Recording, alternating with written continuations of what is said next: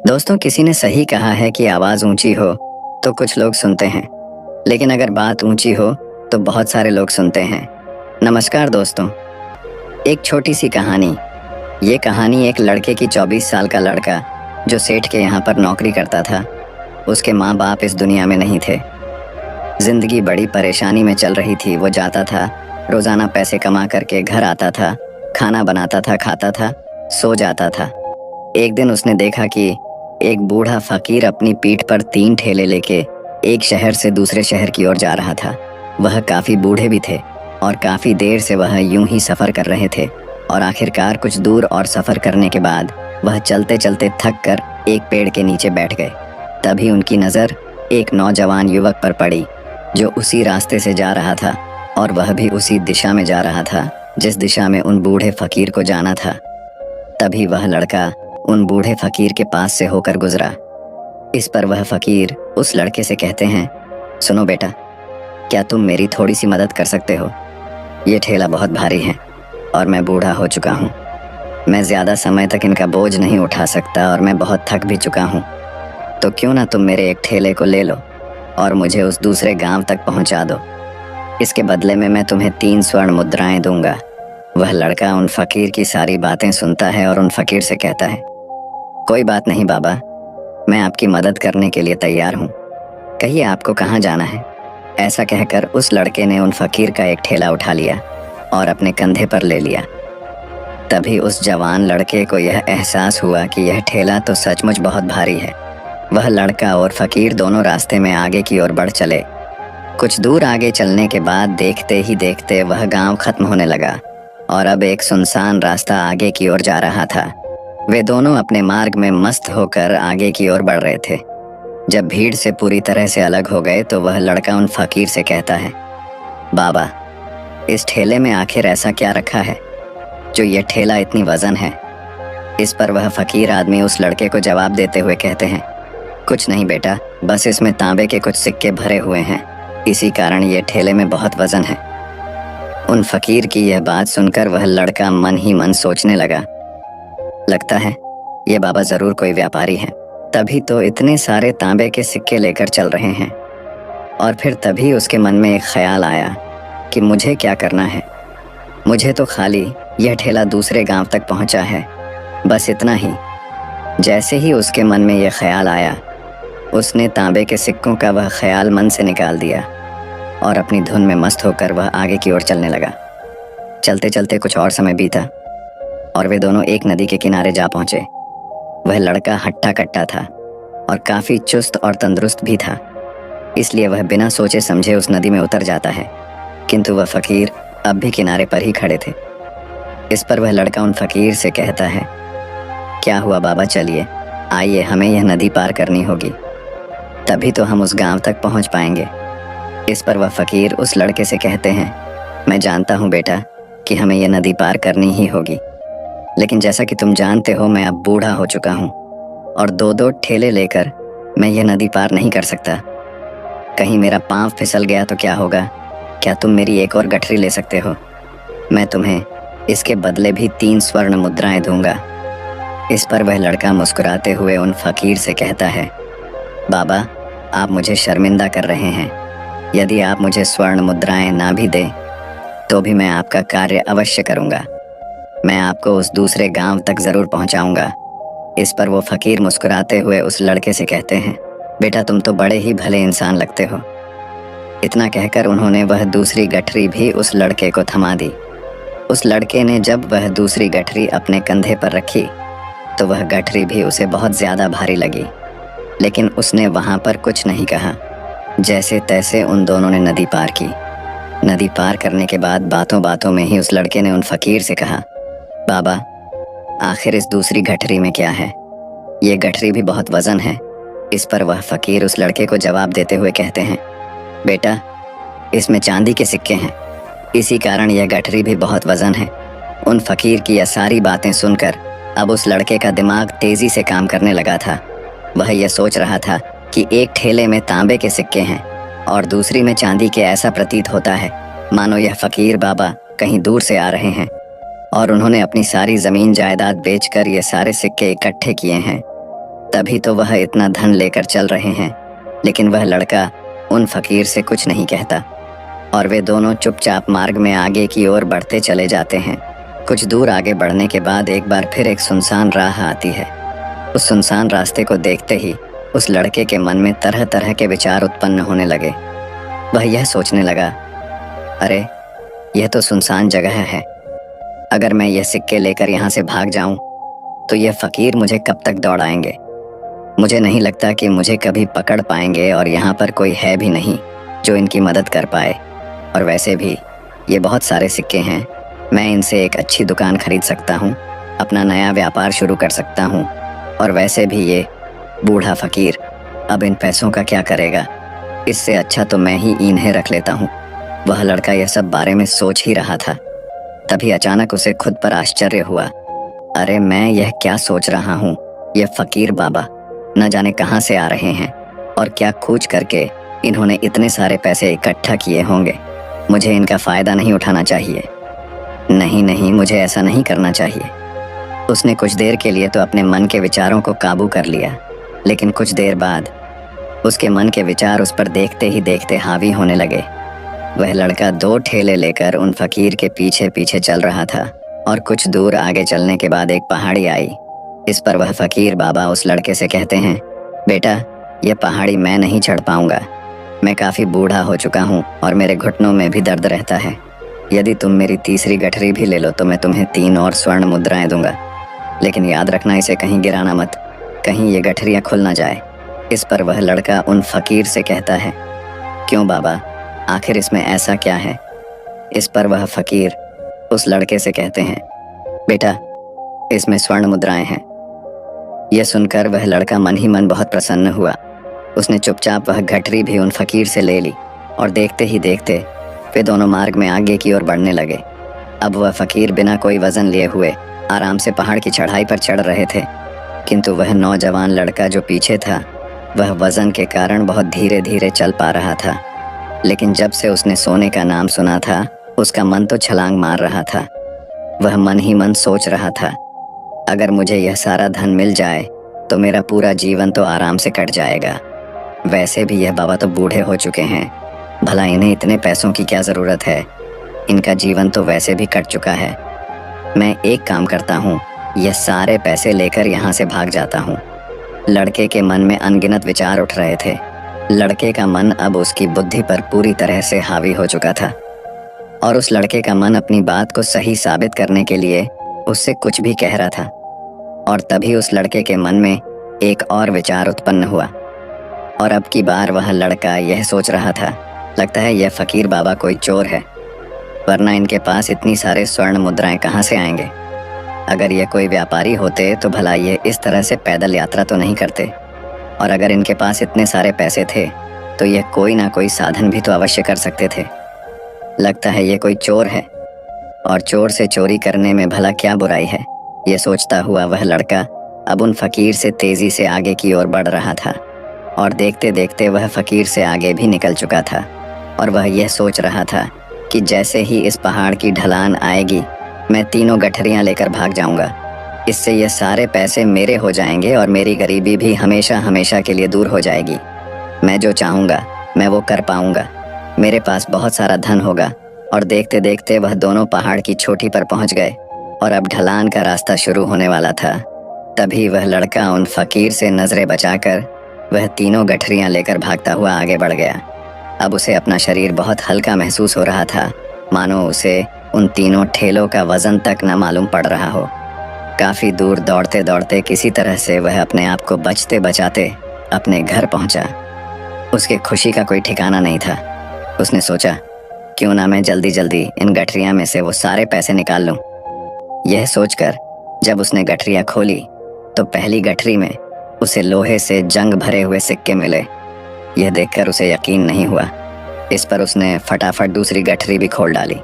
उसमें भी उसे लोहे के जंग लगे हुए सिक्के ही निकले। यह सब देखकर वह लड़का बड़ा हैरान था। आखिर यह सब क्या हो रहा है? उन फकीर ने तो मुझसे और ही कुछ कहा था। अब उसने वह सोने वाली गठरी खोली और उसमें भी लोहे के जंग लगे हुए सिक्के ही निकले। यह देखकर वो लड़का बड़ा क्रोधित हुआ। उसने सोचा, उन फकीर ने मुझसे झूठ क्यों कहा?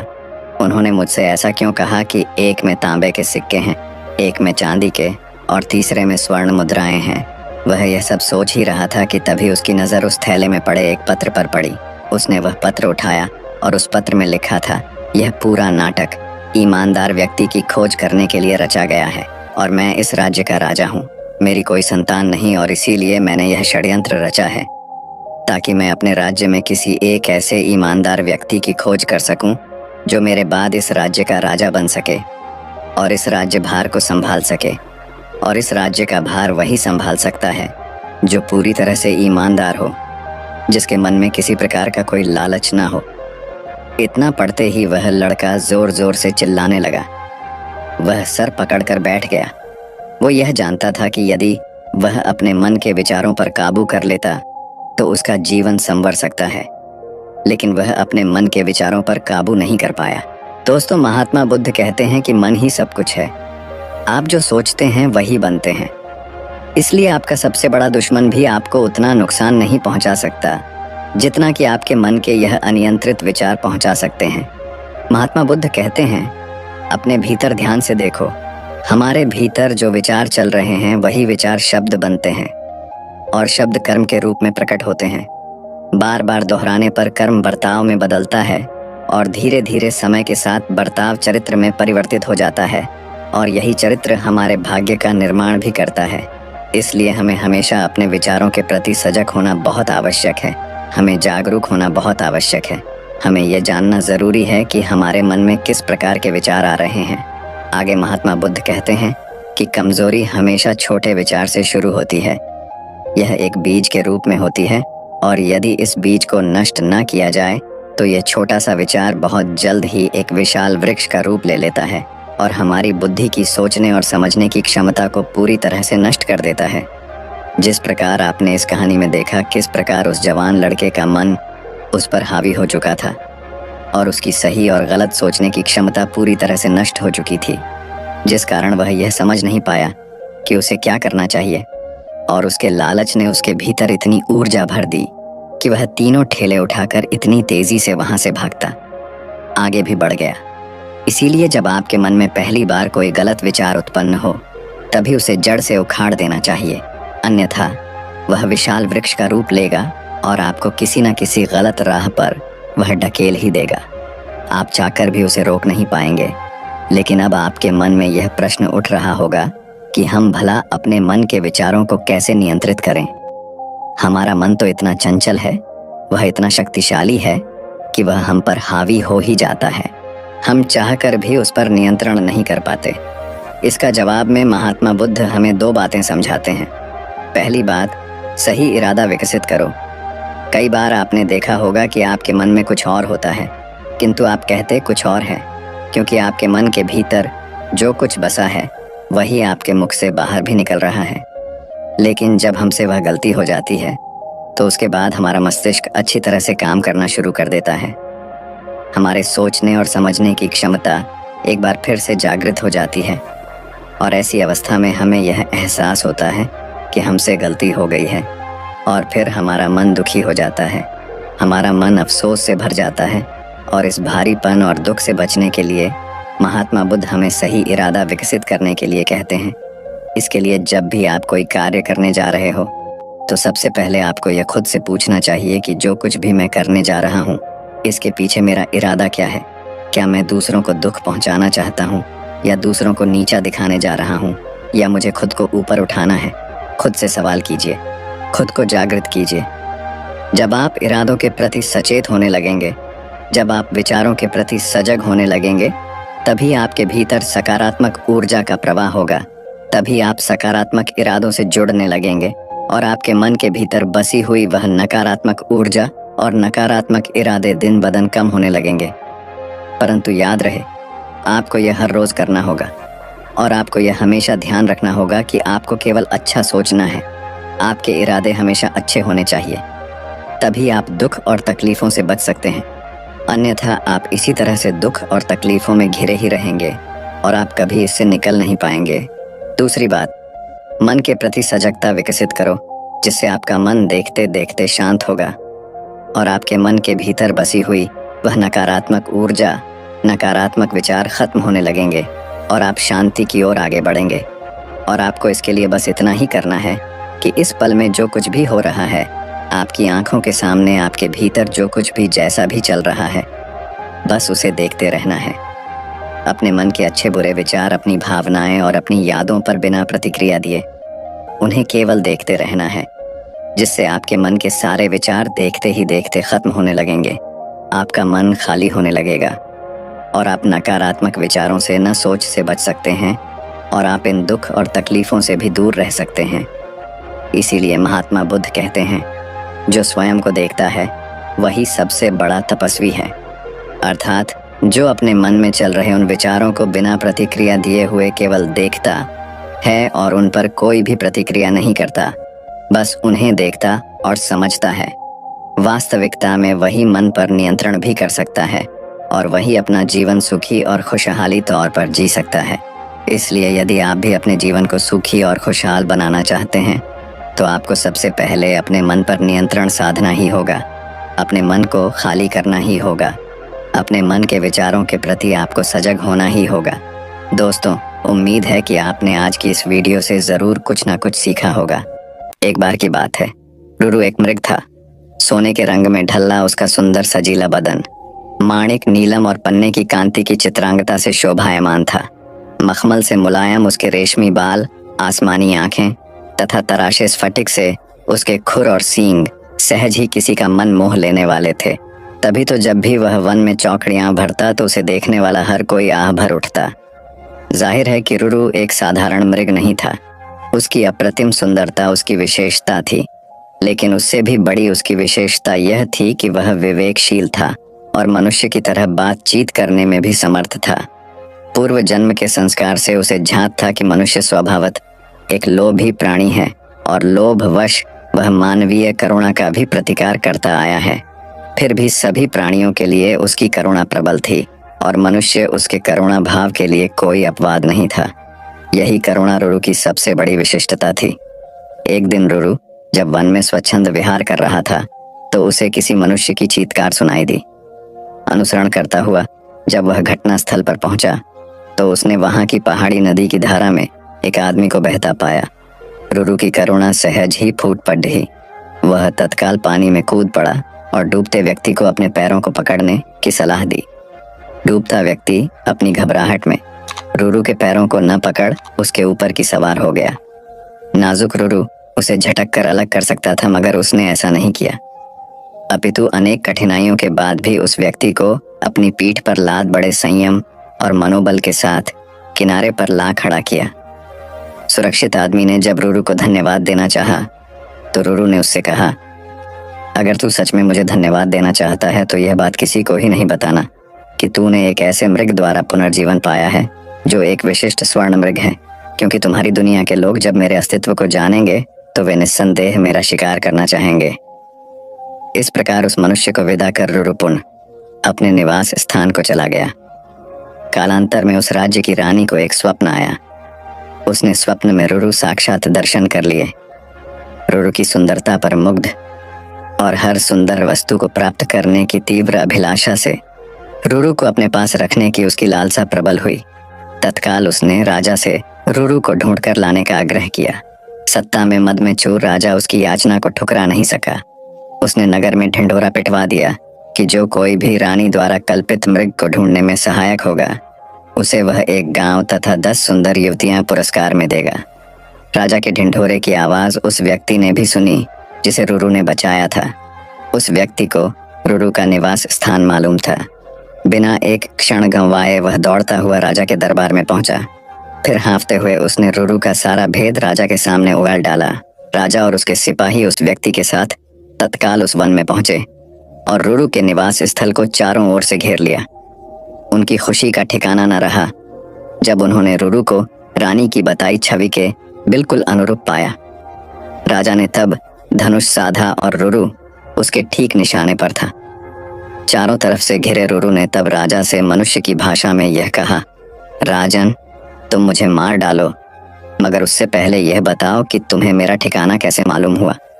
उत्तर में राजा ने अपने तीर को घुमाते हुए उस व्यक्ति के सामने रोक दिया।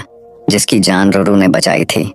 रुरु के मुख से तभी यह वाक्य हठात फूट पड़ा, निकाल लो लकड़ी के कुंदे को, पानी से न निकालना कभी एक अकृतज्ञ इंसान को। राजा ने जब रुरु से उसके संवाद का आशय पूछा तो रुरु ने राजा को उस व्यक्ति के डूबने और बचाए जाने की पूरी कहानी कह सुनाई। रुरु की करुणा ने राजा की करुणा को भी जगा दिया था। उस व्यक्ति की कृतज्ञता पर उसे रोष भी आया। राजा ने उसी तीर से जब उस व्यक्ति का संहार करना चाहा तो करुणावतार मृग ने उस व्यक्ति का वध न करने की प्रार्थना की। रुरु की विशिष्टताओं से प्रभावित राजा ने उसे अपने साथ अपने राज्य में आने का निमंत्रण दिया। रुरु ने राजा के अनुग्रह का नहीं ठुकराया और कुछ दिनों तक वह राजा के आतिथ्य को स्वीकार कर पुनः अपने निवास स्थल को लौट गया। मानसरोवर आज जो चीन में स्थित है, कभी ठमानस सरोवर के नाम से विश्वविख्यात था और उसमें रहने वाले हंस तो नीले आकाश में सफेद बादलों की छटा से भी अधिक मनोरम थे। उनके कलरव सुंदर नर्तकियों की नुपुर ध्वनियों से भी अधिक सुमधुर थे। उन्हीं सफेद हंसों के बीच दो स्वर्ण हंस भी रहते थे। दोनों हंस बिल्कुल एक जैसे दिखते थे और दोनों का आकार भी अन्य हंसों की तुलना में थोड़ा बड़ा था। दोनों समान रूप से गुणवान और शीलवान भी थे। फर्क था तो बस इतना कि उनमें एक राजा था और दूसरा उसका वफादार सेनापति। राजा का नाम धृतराष्ट्र था और सेनापति का नाम सुमुख। दोनों हंसों की चर्चा देवों, नागों, यक्षों और विद्याधर ललनाओं के बीच अक्सर हुआ करती थी। कालांतर में मनुष्य योनि के लोगों को भी उनके गुण सौंदर्य का ज्ञान होने लगा। वाराणसी नरेश ने जब उनके विषय में सुना तो उसके मन में उन हंसों को पाने की प्रबल इच्छा जागृत हुई। तत्काल उसने अपने राज्य में मानस सदृश एक मनोरम सरोवर का निर्माण करवाया, जिसमें हर प्रकार के आकर्षक जलीय पौधे और विभिन्न प्रकार के कमल जैसे पद्म, उत्पल, कुमुद, पुंडरीक, सौगंधिक, तमरस और कहलर विकसित करवाए। मत्स्य और जलीय पक्षियों की सुंदर प्रजातियां भी वहां बसाई गईं। साथ ही राजा ने वहां बसने वाले सभी पक्षियों की पूर्ण सुरक्षा की भी घोषणा करवाई, जिससे दूर दूर से आने वाले पंछी स्वच्छंद भाव से वहां विचरण करने लगे। एक बार वर्षा काल के बाद जब हेमंत आरार्तु प्रारंभ हुआ और आसमान का रंग बिल्कुल नीला होने लगा, तब मानस के दो हंस वाराणसी के ऊपर से उड़ते हुए जा रहे थे। तभी उनकी दृष्टि राजा द्वारा निर्मित सरोवर पर पड़ी। सरोवर की सुंदरता और उसमें तैरते रमणीक पक्षियों की स्वच्छंदता उन्हें सहज ही आकर्षित कर गई। तत्काल वे नीचे उतर आए और महीनों तक वहां की सुरक्षा, सुंदरता और स्वच्छंदता का आनंद लेते रहे। अंततोगत्वा वर्षा आरार्तु के प्रारंभ होने से पूर्व वे फिर मानस को प्रस्थान कर गए। मानस पहुंचकर उन्होंने अपने साथियों के बीच वाराणसी के कृत्रिम सरोवर की इतनी प्रशंसा की कि सारे के सारे हंस वर्षा के बाद वाराणसी जाने को तत्पर हो उठे। हंसों के राजा युधिष्ठिर और उसके सेनापति सुमुख ने अन्य हंसों की इस योजना को समुचित नहीं माना। युधिष्ठिर ने उनके प्रस्ताव का अनुमोदन न करते हुए यह कहा कि पंछी और जानवरों की एक प्रवृत्ति होती है, वे अपनी संवेदनाओं को अपनी चीखों से प्रकट करते हैं, किंतु जंतु जो कहलाता है मानव बड़ी चतुराई से करता है, अपनी भंगिमाओं को प्रस्तुत जो होता है उनके भावों के ठीक विपरीत। फिर भी कुछ दिनों के बाद हंसराज को हंसों की जिद के आगे झुकना पड़ा और वह वर्षा आरार्तु के बाद मानस के समस्त हंसों के साथ वाराणसी को प्रस्थान कर गया। जब मानस के हंसों का आगमन वाराणसी के सरोवर में हुआ और राजा को इसकी सूचना मिली तो उसने अपने एक निषाद को उन दो विशिष्ट हंसों को पकड़ने के लिए नियुक्त किया। एक दिन युधिष्ठिर जब सरोवर की तट पर स्वच्छंद भ्रमण कर रहा था, तभी उसके पैर निषाद द्वारा बिछाए गए जाल पर पड़े। अपने पकड़े जाने की चिंता छोड़ उसने अपनी तीव्र चीखों से अपने साथी हंसों को तत्काल वहां से प्रस्थान करने को कहा, जिससे मानस के सारे हंस वहां से क्षण मात्र में अंतर्धान हो गए। रह गया तो केवल उसका एकमात्र वफादार हमशक्ल सेनापति सुमुख। हंसराज ने अपने सेनापति को भी उड़ जाने की आज्ञा दी, मगर वह दृढ़ता के साथ अपने राजा के पास ही जीना मरना उचित समझा। निषाद जब उन हंसों के करीब पहुंचा तो वह आश्चर्यचकित रह गया, क्योंकि पकड़ा तो उसने एक ही हंस था, फिर भी दूसरा उसके सामने निर्भीक खड़ा था। निषाद ने जब दूसरे हंस से इसका कारण पूछा तो वह और भी चकित हो गया, क्योंकि दूसरे हंस ने उसे यह बताया कि उसके जीवन से बढ़कर उसकी वफादारी और स्वामी भक्ति है। एक पक्षी के मुख से ऐसी बात सुनकर निषाद का हृदय परिवर्तन हो गया। वह एक मानव था, किंतु मानव धर्म के लिए वफादार नहीं था। उसने हिंसा का मार्ग अपनाया था और प्राणातिपात से अपना जीवन निर्वाह करता था।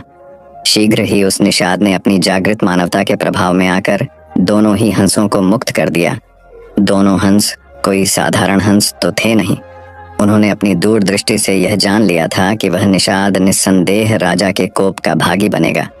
अगर निषाद ने उनकी जान बख्शी थी तो उन्हें भी निषाद की जान बचानी थी। अतः तत्काल वे निषाद के कंधे पर सवार हो गए और उसे राजा के पास चलने को कहा। निषाद के कंधों पर सवार जब वे दोनों हंस राज दरबार पहुंचे तो समस्त दरबारीगण चकित हो गए। जिन हंसों को पकड़ने के लिए राजा ने इतना प्रयत्न किया था वे स्वयं ही उसके पास आ गए थे। विस्मित राजा ने जब उनकी कहानी सुनी तो उसने तत्काल ही निषाद को राजदंड से मुक्त कर पुरस्कृत किया। उसने फिर उन ज्ञानी हंसों को आतिथ्य प्रदान किया तथा उनकी देशनाओं को राज दरबार में सादर सुनता रहा। इस प्रकार कुछ दिनों तक राजा का आतिथ्य स्वीकार कर दोनों ही हंस पुनः मानस को वापस लौट गए। गंगा के किनारे एक वन में एक खरगोश रहता था। उसके 3 मित्र थे, बंदर, सियार और ऊद बिलाव। चारों ही मित्र दानवीर बनना चाहते थे। एक दिन बातचीत के क्रम में उन्होंने उपोषद के दिन परम दान का निर्णय लिया, क्योंकि उस दिन के दान का संपूर्ण फल प्राप्त होता है, ऐसी बौद्धों की अवधारणा रही है। उपोषद बौद्धों के धार्मिक महोत्सव का दिन होता है। जब उपोषद का दिन आया तो सुबह सवेरे सारे ही मित्र भोजन की तलाश में अपने अपने घरों से बाहर निकले। घूमते हुए ऊद बिलाव की नजर जब गंगा तट पर रखी 7 लोहित मछलियों पर पड़ी टेढ़ी तो वह उन्हें अपने घर ले आया। उसी समय सियार भी कहीं से दही की एक हांडी और मांस का एक टुकड़ा चुरा अपने घर को लौट आया। उछलता कूदता बंदर भी किसी बाग से पके आम का गुच्छा तोड़ अपने घर ले आया। तीनों मित्रों ने उन्हीं वस्तुओं को दान में देने का संकल्प लिया, किंतु उनका चौथा मित्र खरगोश तो कोई साधारण प्राणी नहीं था। उसने सोचा, यदि वह अपने भोजन अर्थात घास पात का दान जो करे तो दान पाने वाले को शायद ही कुछ लाभ होगा। अतः उसने उपोष्ट के अवसर पर याचक को परम संतुष्ट करने के उद्देश्य से स्वयं को ही दान में देने का निर्णय लिया। उसके स्वयं के त्याग का निर्णय संपूर्ण ब्रह्मांड को दोलायमान करने लगा और शक्र के आसन को भी तप्त करने लगा। वैदिक परंपरा में शक्र को शक्र या इंद्र कहते हैं। शक्र ने जब इस अति अलौकिक घटना का कारण जाना तो सन्यासी के रूप में वह उन चारों मित्रों की दान परायणता की परीक्षा लेने स्वयं ही उनके घरों पर पहुंचे। ऊद बिलाव, सियार और बंदर ने शक्र को अपने अपने घरों से क्रमशः मछलियां, मांस और दही एवं पके आम के गुच्छे दान में देना चाहा, किंतु शक्र ने उनके द्वारा दी गई दान को वस्तुओं को ग्रहण नहीं किया। फिर वह खरगोश के पास पहुंचे और दान की याचना की। खरगोश ने दान के उपयुक्त अवसर को जान याचक को अपने संपूर्ण शरीर के मांस को अंगीठी में सेंक कर देने का प्रस्ताव रखा। जब अंगीठी जलाई गई तो उसने 3 बार अपने रोमों को झटका ताकि उसके रोमों में बसे छोटे जीव आग में न जल जाए। फिर वह बड़ी शालीनता के साथ जलती आग में कूद पड़ा। शक्र उसकी दानवीरता पर स्तब्ध हो उठे। चिरकाल तक उसने ऐसी दानवीरता न देखी थी और न ही सुनी थी। हाँ, आश्चर्य, आग ने खरगोश को नहीं जलाया, क्योंकि वह आग जादुई थी।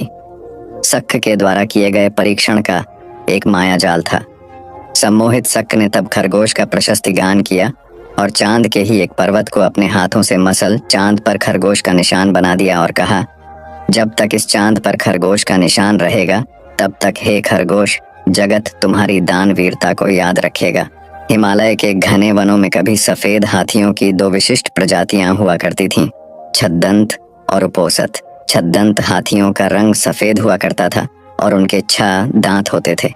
ऐसा पाली साहित्य में उल्लिखित है। छद्दंत हाथियों का राजा एक कंचन गुफा में निवास करता था। उसके मस्तक और पैर माणिक के समान लाल और चमकीले थे।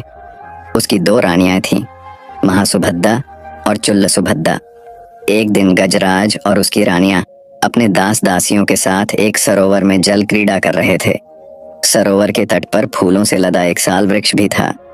गजराज ने खेल खेल में ही साल वृक्ष की एक शाखा को अपनी सूंड से हिला डाला। संयोगवश वृक्ष के फूल और पराग महासुभद्दा को आच्छादित कर गए, किंतु वृक्ष की सूखी टहनियाएं और फूल चुल्ल सुभद्दा के ऊपर गिरे। चुल्ल सुभद्दा ने इस घटना को संयोग न मान स्वयं को अपमानित माना। नाराज चुल्ल सुभद्दा ने उसी समय अपने पति और उनके निवास का त्याग कर कहीं चली गई। छद्दंतराज के अथक प्रयास के बावजूद वह कहीं ढूंढे नहीं मिली। कालांतर में चुल्ल सुभद्दा मरकर मध्य राज्य की राजकुमारी बनी और विवाहोपरांत वाराणसी की पटरानी। किंतु छद्दंतराज के प्रति उसका विषाद और रोष इतना प्रबल था कि पुनर्जन्म के बाद भी वह प्रतिशोध की आग में जलती रही। अनुकूल अवसर पर उसने राजा से छद्दंतराज के दंत प्राप्त करने को उकसाया। फलत राजा ने उक्त उद्देश्य से कुशल निषादों की एक टोली बनवाई, जिसका नेता सोनुत्तर को बनाया। 7 वर्ष 7 महीने और 7 दिनों के पश्चात सोनुत्तर छद्दंतराज के निवास स्थान पर पहुंचा। उसने वहां एक गड्ढा खोदा और उसे लकड़ी और पत्तों से ढक दिया। फिर वह चुपचाप पेड़ों की झुरमुट में छिप गया। छद्दंतराज जब उस गड्ढे के करीब आया तो सोनुत्तर ने उस पर विष बुझा बाण चलाया। बाण से घायल छद्दंत ने जब झुरमुट में छिपे सोनुत्तर को हाथ में धनुष लिए देखा तो वह उसे मारने के लिए दौड़ा। किंतु सोनुत्तर ने सन्यासियों का गेरुआ वस्त्र पहना हुआ था, जिसके कारण गजराज ने निषाद को जीवन दान दिया। अपने प्राणों की भीख पाकर सोनुत्तर का हृदय परिवर्तन हुआ। भाव वेहमवल सोनुत्तर ने छद्दंत को सारी बातें बताई कि क्यों वह उसके दांतों को प्राप्त करने के उद्देश्य से वहां आया था।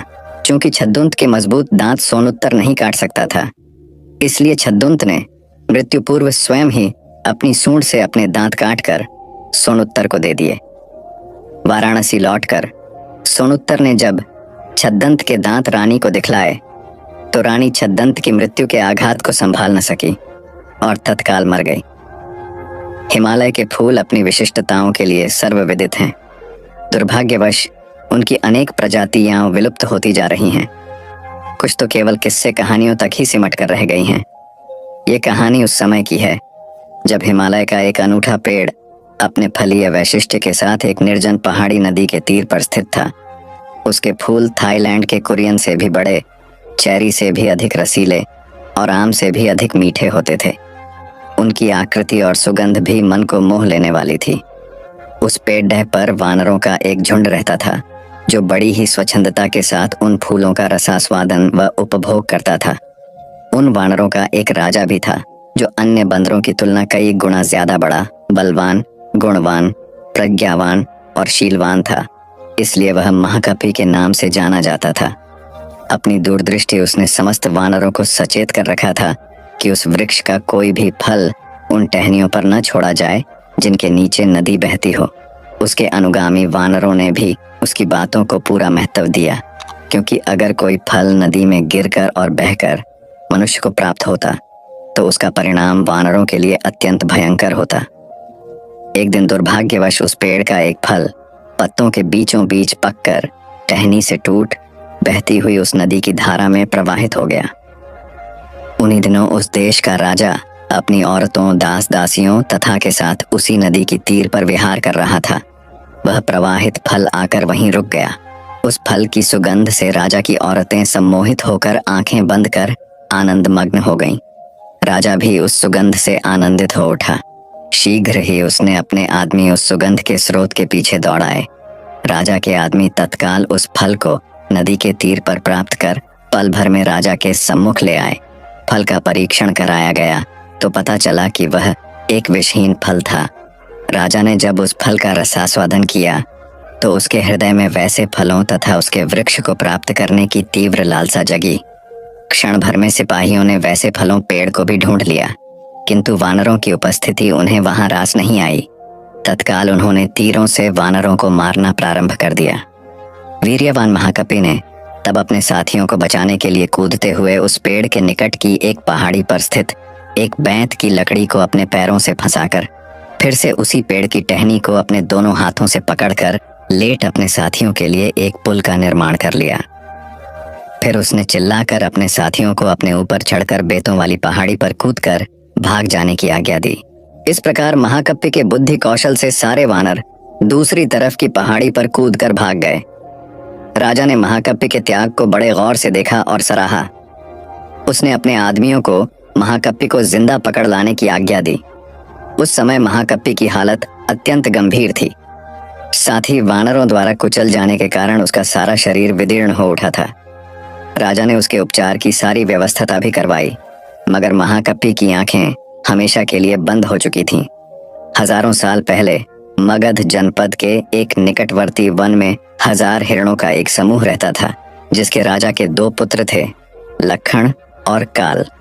जब मृगराज वृद्ध होने लगा तो उसने अपने दोनों पुत्रों को उत्तराधिकारी घोषित किया और प्रत्येक के संरक्षण में 500 मृग प्रदान किए, ताकि वे सुरक्षित आहार विहार का आनंद प्राप्त कर सकें। उन्हीं दिनों फसल काटने का समय भी निकट था तथा मगधवासी अपने लहलहाते खेतों को आवारा पशुओं से सुरक्षित रखने के लिए अनेक प्रकार के उपक्रम और खाइयों का निर्माण कर रहे थे। मृगों की सुरक्षा के लिए वृद्ध पिता ने अपने दोनों पुत्रों को अपने मृग समूहों को लेकर किसी सुदूर और सुरक्षित पहाड़ी पर जाने का निर्देश दिया।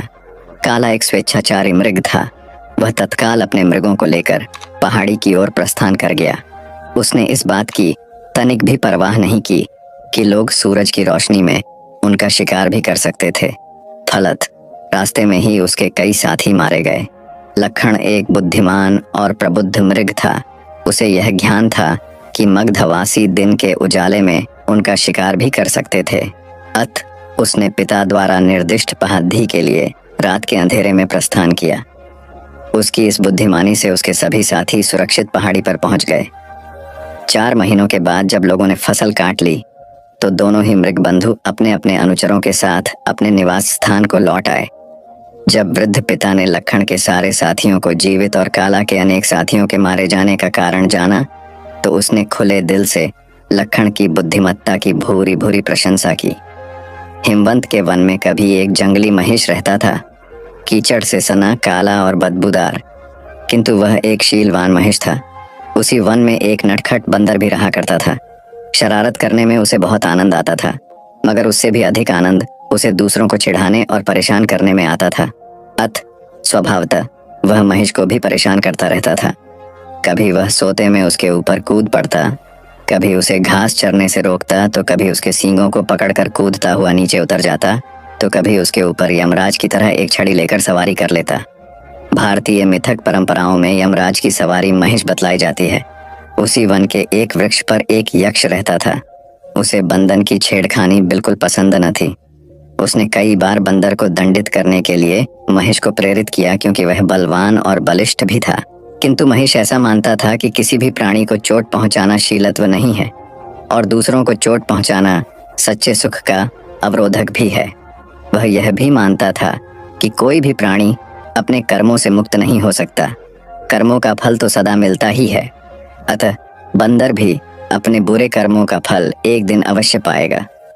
और एक दिन ऐसा ही हुआ, जबकि वह महिष घास चरता हुआ दूर किसी दूसरे वन में चला गया। संयोगवश उसी दिन एक दूसरा महिष पहले महिष के स्थान पर आकर चरने लगा। तभी उछलता कूदता बंदर भी उधर आ पहुंचा। बंदर ने आव देखी न ताव, पूर्ववत वह दूसरे महिष के ऊपर चढ़ने की वैसी ही धृष्टता कर बैठा। किंतु दूसरे महिष ने बंदर की शरारत को सहन नहीं किया और उसी तत्काल जमीन पर पटककर उसकी छाती में सींग घुसेड़ दिए और पैरों से उसे रौंद डाला। क्षण मात्र में ही बंदर के प्राण पखेरु उड़ गए। कभी हिमालय के घने वनों में एक हाथी रहता था। उसका शरीर चांदी की तरह चमकीला और सफेद था। उसकी आंखें हीरे की तरह चमकदार थीं। उसकी सूंड सुहागा लगे सोने के समान कांतिमय थी। उसके चारों पैर तो मानो लाख के बने हुए थे। वह 80,000 गजों का राजा भी था। वन में विचरण करते हुए एक दिन सीलवा ने एक व्यक्ति को विलाप करते हुए देखा। उसकी भंगिमाओं से यह स्पष्ट था कि वह उस निर्जन वन में अपना मार्ग भूल बैठा था। सीलवा को उस व्यक्ति की दशा पर दया आई। वह उसकी सहायता के लिए आगे बढ़ा, मगर व्यक्ति ने समझा कि हाथी उसे मारने आ रहा था। अत वह दौड़कर भागने लगा। उसके भय को दूर करने के उद्देश्य से सीलवा बड़ी शालीनता से अपने स्थान पर खड़ा हो गया, जिससे भागता आदमी भी थम गया। सीलवा ने ज्यों ही पैर फिर आगे बढ़ाया, वह आदमी फिर भाग खड़ा हुआ, और जैसे ही सीलवा ने अपने पैर रोके वह आदमी भी रुक गया। 3 बार जब सीलवा ने अपने उपक्रम को वैसे ही दोहराया तो भागते आदमी का भय भी भाग गया। वह समझ गया कि सीलवा कोई खतरनाक हाथी नहीं था। तब वह आदमी निर्भीक होकर अपने स्थान पर स्थिर हो गया। सीलवा ने तब उसके पास पहुंचाकर उसकी सहायता का प्रस्ताव रखा। आदमी ने तत्काल उसके प्रस्ताव को स्वीकार किया। सीलवा ने उसे तब अपनी सूंड के उठाकर पीठ पर बिठा लिया और अपने निवास स्थान पर ले जाकर नाना प्रकार के फलों से उसकी अवभगत की। अंततः जब उस आदमी की भूख प्यास का निवारण हो गया तो सीलवा ने उसे पुनः अपनी पीठ पर बिठाकर उस निर्जन वन के बाहर उसकी बस्ती के करीब लाकर छोड़ दिया। वह आदमी लोभी और कृतघ्न था। तत्काल ही वह एक शहर के बाजार में एक बड़े व्यापारी से हाथी दांत का सौदा कराया। कुछ ही दिनों में वह आरी आदि औजार और रास्ते के लिए समुचित भोजन का प्रबंध कर सीलवा के निवास स्थान को प्रस्थान कर गया। जब वह व्यक्ति से सीलवा के सामने पहुंचा तो सीलवा ने उससे उसके पुनरागमन का उद्देश्य पूछा। उस व्यक्ति ने तब अपनी निर्धनता दूर करने के लिए उसके दांतों की याचना की। उन दिनों सीलवा दान पारमी होने की साधना कर रहा था, अतः उसने उस आदमी की याचना को सहर्ष स्वीकार कर लिया तथा उसकी सहायता के लिए घुटनों पर बैठ गया ताकि वह उसके दांत काट सके। उस व्यक्ति ने शहर लौटकर सीलवा के दांतों को बेचा और उनकी भरपूर कीमत भी पाई, मगर प्राप्त धन से उसकी तृष्णा और भी बलवती हो गई। वह महीने भर में फिर सीलवा के पास पहुंचकर उसके शेष दांतों की याचना कर बैठा। सीलवा ने उस पुनः अनुग्रहित किया। कुछ ही दिनों के बाद वह लोभी फिर से सीलवा के पास पहुंचा और उसके शेष दांतों को भी निकाल कर ले जाने की इच्छा जताई। दान परायण सीलवा ने उस व्यक्ति की इस याचना को भी सहर्ष स्वीकार कर लिया। फिर क्या था, क्षण भर में वह आदमी सीलवा के मसूड़ों को काट छेद कर उसके सारे दांत समूल निकाल कर और अपने गंतव्य को तत्काल प्रस्थान कर गया। खून से लटपट दर्द से व्याकुल कर रहता सीलवा फिर जीवित न रह सका और कुछ समय उपरांत दम तोड़ गया। लौटता लोभी जब वन की सीमा भी नहीं पार कर पाया था तभी धरती अचानक फट गई और वह आदमी काल के गाल में समा गया। तभी वहां वास करती हुई एक वृक्ष यक्षिणी ने यह गान गाया। मांगती है तृष्णा और मिटा नहीं सकता जिसकी भूख को सारा संसार। वाराणसी में कभी एक कर्तव्यनिष्ठ व शीलवान गृहस्थ रहा करता था। 3 बेटियों और एक पत्नी के साथ उसका एक छोटा सा घर संसार था, किंतु अल्प आयु में ही उसका निधन हो गया। मरणोपरांत उस गृहस्थ का पुनर्जन्म एक स्वर्ण हंस के रूप में हुआ। पूर्व जन्म के उपादान और संस्कार उसमें इतने प्रबल थे कि वह अपने मनुष्य योनि के घटनाक्रम और उनकी भाषा को विस्मृत नहीं कर पाया। पूर्व जन्म के परिवार का मोह और उनके प्रति उसका लगाव उसके वर्तमान को भी प्रभावित कर रहा था। एक दिन वह अपने मोह के आवेश में आकर वाराणसी को उड़ चला, जहां उसकी पूर्व जन्म की पत्नी और 3 बेटियां रहा करती थीं। घर के मुंडेर पर पहुंचकर जब उसने अपनी पत्नी और बेटियों को देखा तो उसका मन खिन्न हो उठा, क्योंकि उसके मरणोपरांत उसके परिवार की आर्थिक दशा दयनीय हो चुकी थी। उसकी पत्नी और बेटियां अब सुंदर वस्त्रों की जगह चिथड़ों में दिख रही थीं। वैभव के सारे सामान भी वहां से तिरोहित हो चुके थे। फिर भी पूरे उल्लास के साथ उसने अपनी पत्नी और बेटियों का आलिंगन कर उन्हें अपना परिचय दिया और वापस लौटने से पूर्व उन्हें अपना एक सोने का पंख भी देता गया, जिसे बेचकर उसके परिवार वाले अपने दारिद्र्य को कम कर सकें। इस घटना के पश्चात हंस समय समय पर उनसे मिलने वाराणसी आता रहा और हर बार उन्हें सोने का एक पंख देकर जाता था। बेटियां तो हंस की दानशीलता से संतुष्ट थीं, मगर उसकी पत्नी बड़ी ही लोभी प्रवृत्ति की थी। उसने सोचा, क्यों न वह उस हंस के सारे पंख निकालकर एक ही पल में धनी बन जाए। बेटियों को भी उसने अपने मन की बात कही, मगर उसकी बेटियों ने उसका कड़ा विरोध किया। अगली बार जब वह हंस वहां आया तो संयोगवश उसकी बेटियां वहां नहीं थीं। उसकी पत्नी ने तब उसे बड़े प्यार से पुचकारते हुए अपने करीब बुलाया। नल प्रपंच के खेल से अनभिज्ञ वह हंस खुशी खुशी अपनी पत्नी के पास दौड़ता चला गया, मगर यह क्या, उसकी पत्नी ने बड़ी बेदर्दी से उसकी गर्दन पकड़ उसके सारे पंख एक ही झटके में नोच डाले और खून से लटपट उसके शरीर को लकड़ी के एक पुराने में फेंक दिया। फिर जब वह उन सोने के पंखों को समेटना चाह रही थी तो उसके हाथों सिर्फ साधारण पंख ही लग सके, क्योंकि उस हंस के पंख उसकी इच्छा के प्रतिकूल नोचे जाने पर साधारण हंस के समान हो जाते थे। बेटियां जब लौट कर घर आईं तो उन्होंने अपने पूर्व जन्म के पिता को खून से सना देखा। उसके सोने के पंख भी लुप्त थे। उन्होंने सारी बात समझ ली और तत्काल ही हंस की भरपूर सेवा शुश्रूषा कर कुछ ही दिनों में उसे स्वस्थ कर दिया। स्वभावत उसके पंख फिर से आने लगे, मगर अब वे सोने के नहीं थे। जब हंस के पंख इतने निकल गए कि वह उड़ने के लिए समर्थ हो गया, तब वह उस घर से उड़ गया और कभी भी वाराणसी में दोबारा दिखाई नहीं पड़ा। हिमवंत के निर्जन वन में कभी एक महान मरकट रहा करता था। शीलवान, दयावान और एकांत प्रिय वह सदा ही फल फूल और सात्विक आहार के साथ अपना जीवन यापन करता था। एक दिन एक चरवाहा अपने जानवरों की खोज में रास्ता भूल उसी वन में भटक गया। भूख प्यास से व्याकुल जब उसने एक पेड़ की छांव में विश्राम करना आरंभ किया, तभी उसकी नजर फलों से लदे एक तेंदुए के पेड़ पर पड़ी। पलक झपकते ही वह उस पेड़ पर जा चढ़ा। भूख की तड़प में उसने यह भी नहीं देखा कि उस पेड़ की एक जड़ पथरीली पहाड़ी की एक पतली दरार से निकलती थी और उसके निकट एक झरना बहता था। शीघ्र ही वह रसीलों फलों से लदी एक शाखा पर पहुंच गया, मगर वह शाखा उसके बोझ को संभाल न सकी और टूटकर बहते झरने में जा गिरी। चरवाहा भी उसी प्रपात में जा गिरा। बहते पानी के साथ फिर वह एक ऐसे खड्ड में जा फंसा जहां की चिकनी चट्टानों को पकड़कर उसका या किसी भी आदमी का बाहर आ पाना असंभव था।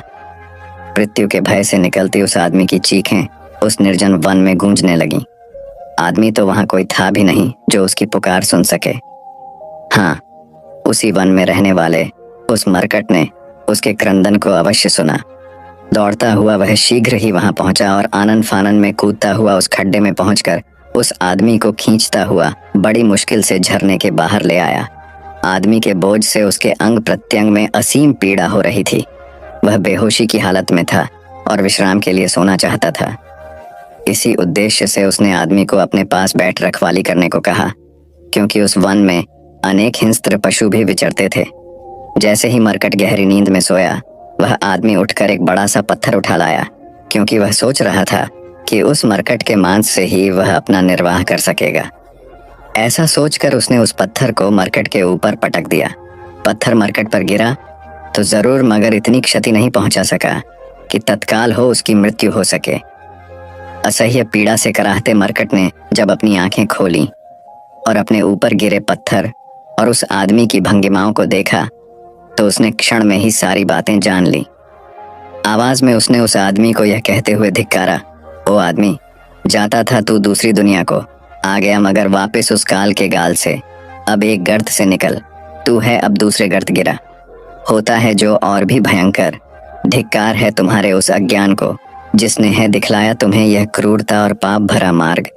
है वह सिर्फ तुम्हारा मूड जिसने दिखलाया है तुम्हें झूठी आशाओं के छलावे को। नहीं देते मेरे घाव मुझे उतनी पीड़ा जितना है यह विचार कि मेरे ही कारण अब तुम गिरे हो। ऐसी गर्त में निकाल नहीं सकता तुम्हें वहां से मैं या कोई कभी। घायल महान मरकट ने फिर भी उस व्यक्ति को उस वन से बाहर निकाल दिया।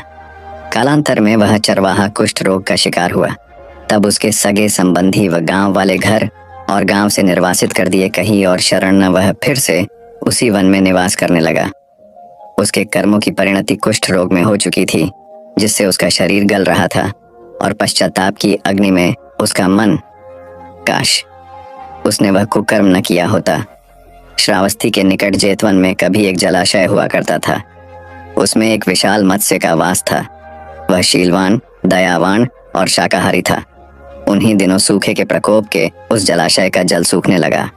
फलत वहां रहने वाले समस्त जीव जंतु त्राही त्राही करने लगे। उस राज्य के फसल सूख गए। मछलियां और कछुए कीचड़ में दबने लगे और सहज ही अकाल पीड़ित आदमी और पशु पक्षियों के शिकार होने लगे। अपने साथियों की दुर्दशा देख उस महान मत्स्य की करुणा मुखर हो उठी। उसने तत्काल ही वर्षा देव पर्जुन का आह्वान अपनी ठसच्छ क्रिया के द्वारा किया।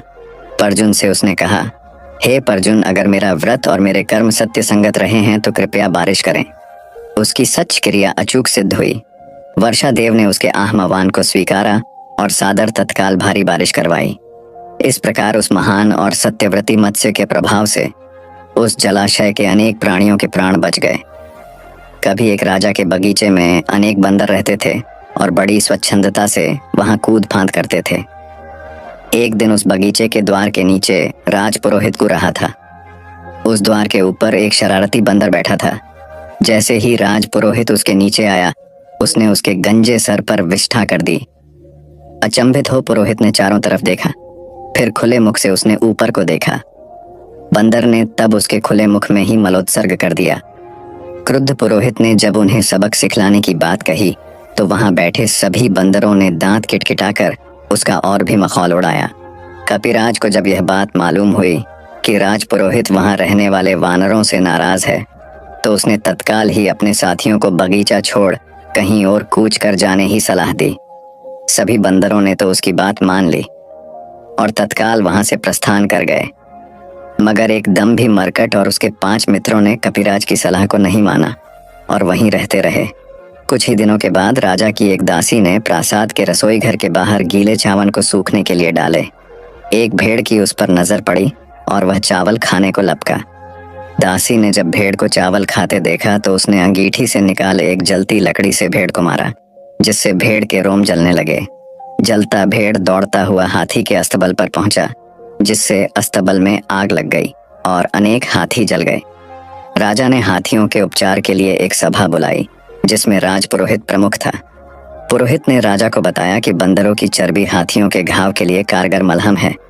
फिर क्या था, राजा ने अपने सिपाहियों को तुरंत बंदरों की चर्बी लाने की आज्ञा दी। सिपाही बगीचे में गए और पलक झपकते उस दम्भी बंदर और उसके 500 साथियों को मार गिराया।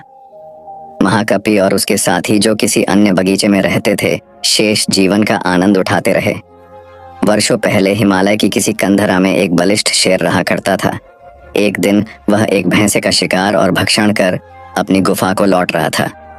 तभी रास्ते में उसे एक मरियल सा सियार मिला, जिसने उसे लेटकर दंडवत प्रणाम किया। जब शेर ने उससे ऐसा करने का कारण पूछा तो उसने कहा, सरकार, मैं आपका सेवक बनना चाहता हूँ। कृपया मुझे आप अपनी शरण में ले लें।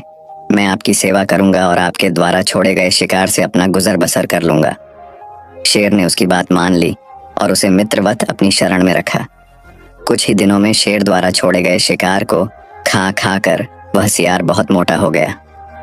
प्रतिदिन सिंह के पराक्रम को देख देख उसने भी स्वयं को सिंह का प्रतिरूप मान लिया।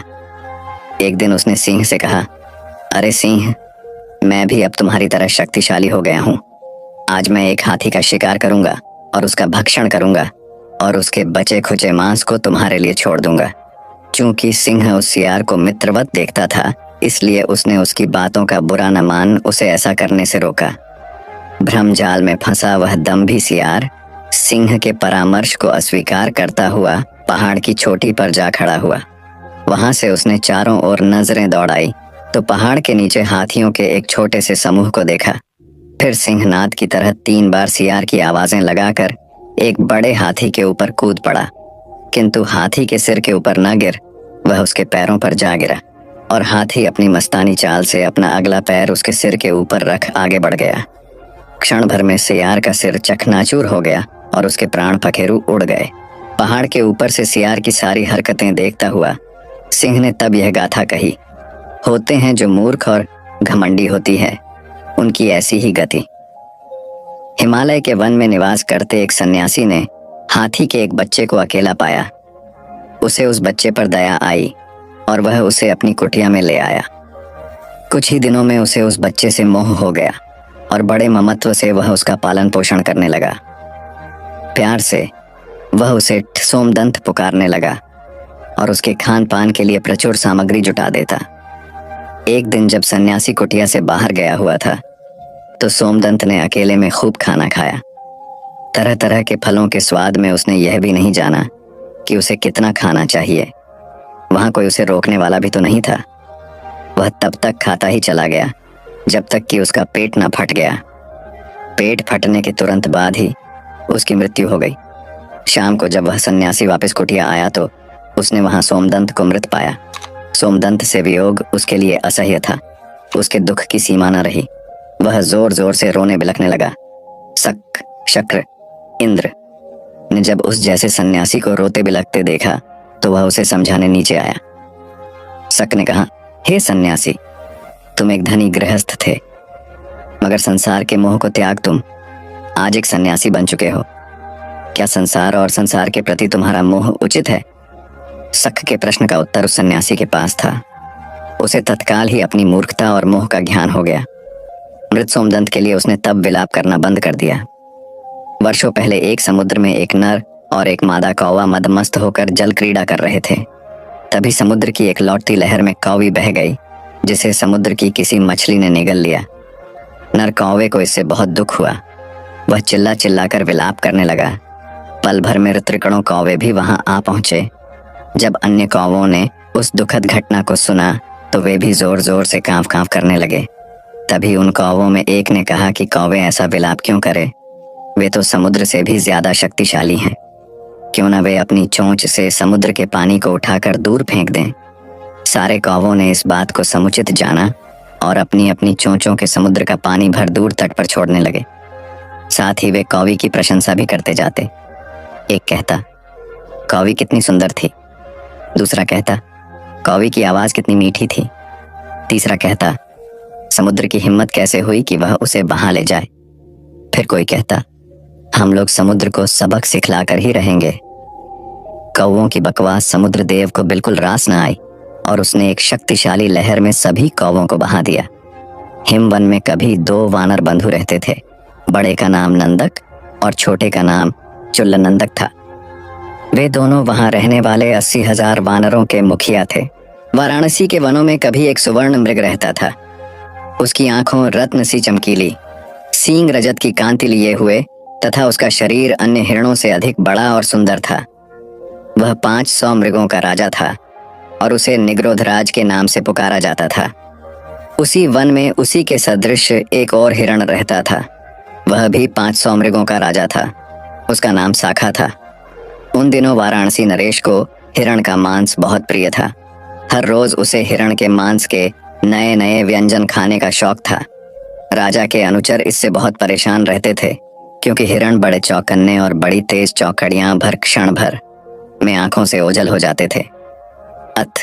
एक दिन राजा के आदमियों ने प्रतिदिन हिरण के पीछे न भागने का एक निदान ढूंढ निकाला। उन लोगों ने वन से नगर को जाने वाली एक पगडंडी को छोड़ सारे को चारों तरफ से घेर लिया और ढोल बाजे के साथ वन केंद्र को बढ़ने लगे। तब सारे मृग नगर को जाने वाली पगडंडी से होते हुए राजा के एक उद्यान में इकट्ठे हो गए। जैसे ही सारे मृग उद्यान में पहुंचे, लोगों ने उद्यान द्वार बंद कर दिया। उन्हीं मृगों के बीच 2 स्वर्ण मृग भी थे। राजा ने जब उनकी चर्चा सुनी तो स्वयं भी वह उन्हें देखने आया तथा उनकी विशिष्टता के कारण उन्हें प्राणदान दे दिया। उस दिन के पश्चात जब भी राजा के अनुचर किसी हिरण को मारने आते तो उनके आगमन से डरकर हिरण जहां तहां भाग दौड़ करने लगते, जिसके कारण एक हिरण के स्थान पर अनेक हिरण मारे जाते या घायल हो जाते। इस आपदा से बचने के लिए हिरणों ने एक सभा की ओर तय किया कि प्रतिदिन एक हिरण राजा के घात स्थान पर स्वयं जाकर अपना बलिदान करे। राजा के अनुचरों को भी हिरणों के सहयोग से प्रसन्नता हुई और वे केवल आए हुए वध्य हिरण के ही प्राण हरते थे। एक दिन एक मादा हिरणी की बारी आई। उसके पेट में एक नन्हा हिरण पल रहा था। चूंकि वह शाखा हिरण की झुंड में रहती थी, इसलिए वह अपने राजा के पास जाकर अपने बदले किसी और को भेजने की प्रार्थना करने लगी। शाखा हिरण ने उसकी बात को यह कहते हुए ठुकरा दिया कि कानून में परिवर्तन संभव नहीं था। रोती बिलखती वह हिरणी फिर निग्रोधराज के पास पहुंची और उसके सामने भी अपनी प्रार्थना दोहराई। निग्रोधराज ने तब उसकी सहायता के लिए अपने प्राणों की बलि देना उचित समझा। अगले दिन जब राजा के अनुचरों ने वध्य स्थान पर एक स्वर्ण मृग को मरने के लिए तैयार खड़ा पाया तो उक्त घटना की सूचना तत्काल राजा को पहुंचाई। प्राणदान पाकर भी वह हिरण क्यों मृत्यु के लिए तत्पर था, इसका कारण राजा ने जानना चाहा। इसलिए उसने तत्काल घटना स्थल पर पहुंचकर निग्रोधराज से उसकी मृत्यु की तत्परता का कारण जानना चाहा। निग्रोधराज ने तब उसे गर्भिणी हिरणी की कथा सुनाई, जिसे सुनकर राजा ने उसके साथ उस गर्भवती हिरणी को भी अभय दान दिया। निग्रोधराज ने फिर अन्य हिरणों के विषय में पूछा कि उनके प्राणों के लिए राजा क्या करना चाहेंगे। राजा ने तब कहा, उन्हें भी प्राणदान प्राप्त होगा। निग्रोध ने पूछा, शेष जानवरों के प्राणों का क्या होगा।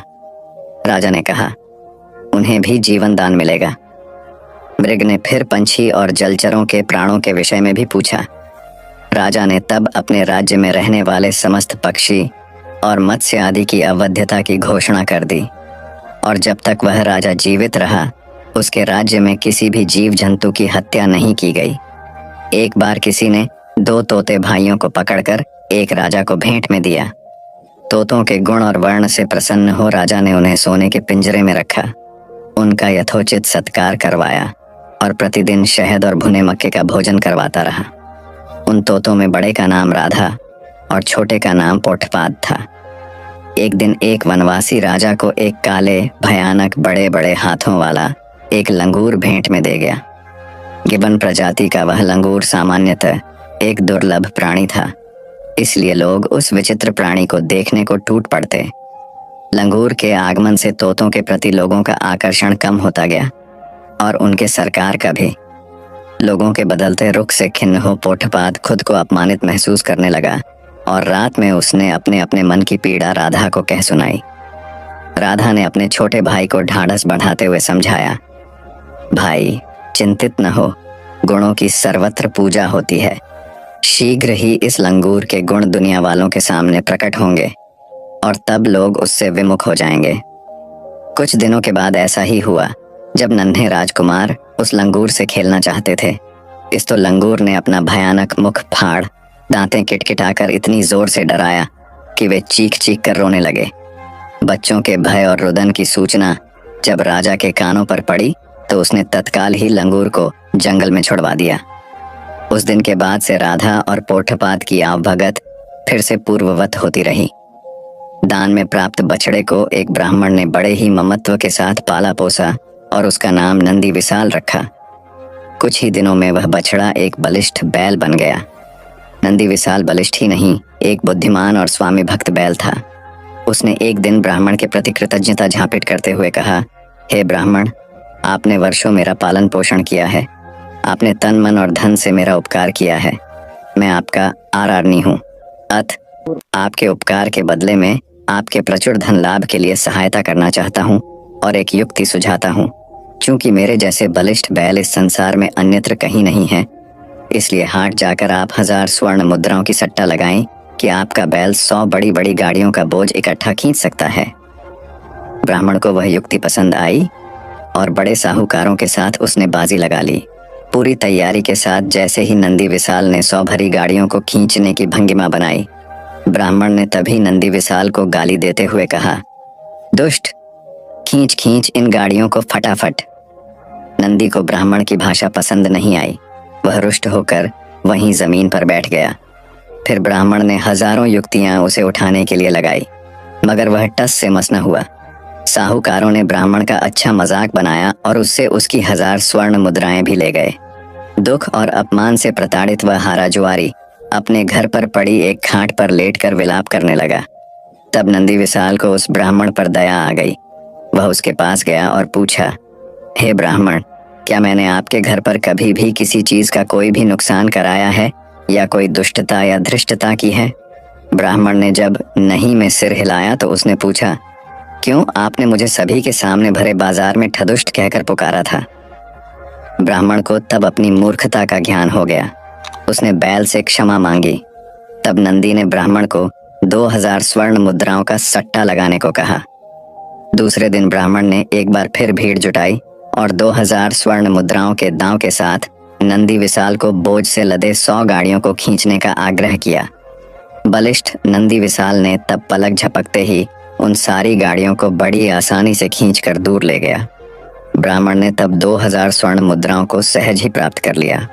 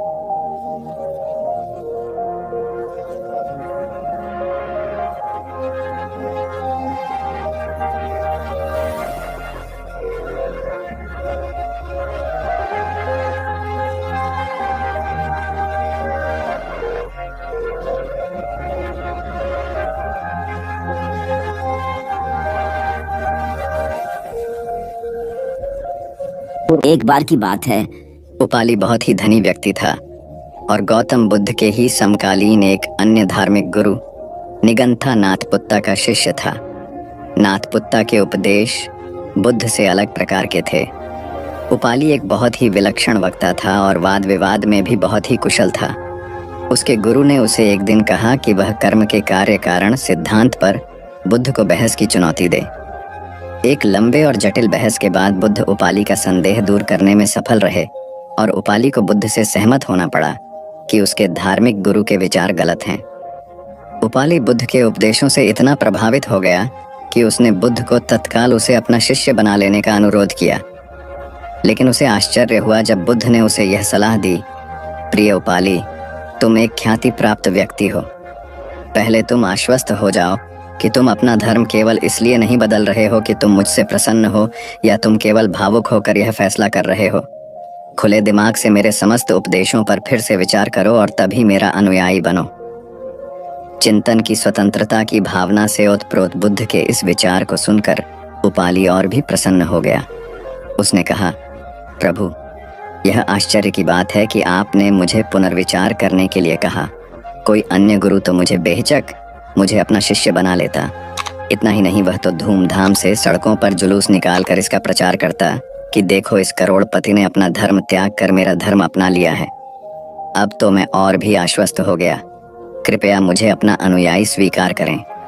बुद्ध ने उपाली को अपने साधारण अनुयायी के रूप में स्वीकार तो कर लिया, लेकिन उसे यह सलाह दी, प्रिय उपाली, हालांकि तुम अब मेरे अनुयायी बन चुके हो, लेकिन तुम्हें अब भी सहिष्णुता और करुणा का परिचय देना चाहिए।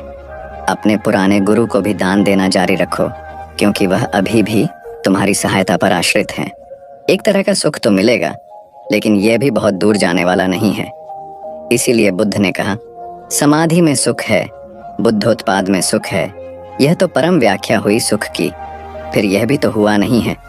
तो उनके वचन सुनो, उनके पास उठो बैठो, जिनके भीतर यह क्रांति घटी है, जिनके भीतर यह सूरज निकला है, जिनका प्रभात हो गया है। जहाँ सूर्योदय हुआ है उनके पास रमो, इसमें सुख है, मगर इसमें ही रुक मत जाना। ध्यान रखना कि जो उनको हुआ है वह तुम्हें भी करना है।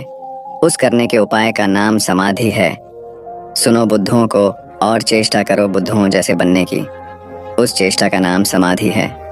उस चेष्टा का फल है बुद्धोत्पोध। सुनो बुद्धों के वचन, फिर बुद्धों जैसे बनने की चेष्टा में लगना, ध्यान, समाधि, योग। और जिस दिन बन जाओ उस दिन परम सुख। एक दिन बुद्ध प्रातः भिक्षुओं की सभा में पधारे। सभा में प्रतीक्षारत उनके शिष्य यह देख चकित हुए कि बुद्ध पहली बार अपने हाथ में कुछ लेकर आए थे। उनके हाथ में एक रूमाल था। बुद्ध के हाथ में रूमाल देखकर सभी समझ गए कि इसका कुछ विशेष प्रयोजन होगा। बुद्ध अपने आसन पर विराजे। उन्होंने किसी से कुछ न कहा और रूमाल में कुछ दूरी पर 5 गांठें लगा दी। सब उपस्थित यह देख मन में सोच रहे थे कि अब बुद्ध क्या करेंगे, क्या कहेंगे। बुद्ध ने उनसे पूछा, कोई मुझे यह बता सकता है कि क्या यह वही रूमाल है जो गांठें लगने के पहले था? शारिपुत्र ने कहा, इसका उत्तर देना कुछ कठिन है। एक तरह से देखें तो रूमाल वही है, क्योंकि इसमें कोई परिवर्तन नहीं हुआ है। दूसरी दृष्टि से देखें तो पहले इसमें 5 गांठ नहीं लगी थी, अतः यह रूमाल पहले जैसा नहीं रहा। और जहाँ तक इसकी मूल प्रकृति का प्रश्न है, वह अपरिवर्तित है। इस रूमाल का केवल बाह्य रूप ही बदला है, इसका पदार्थ और इसकी मात्रा वही है। तुम सही कहते हो शारिपुत्र, बुद्ध ने कहा। अब मैं इन गांठों को खोल देता हूँ। यह कहकर बुद्ध रूमाल के दोनों सिरों को एक दूसरे से दूर खींचने लगे। तुम्हें क्या लगता है शारिपुत्र, इस प्रकार खींचने पर क्या मैं इन गांठों को खोल पाऊंगा? नहीं तथागत, इस प्रकार तो आप इन गांठों को और अधिक सघन और सूक्ष्म बना देंगे और ये कभी नहीं खुलेंगी, शारिपुत्र ने कहा। ठीक है, बुद्ध बोले। अब तुम मेरे अंतिम प्रश्न का उत्तर दो कि इन गांठों को खोलने के लिए मुझे क्या करना चाहिए?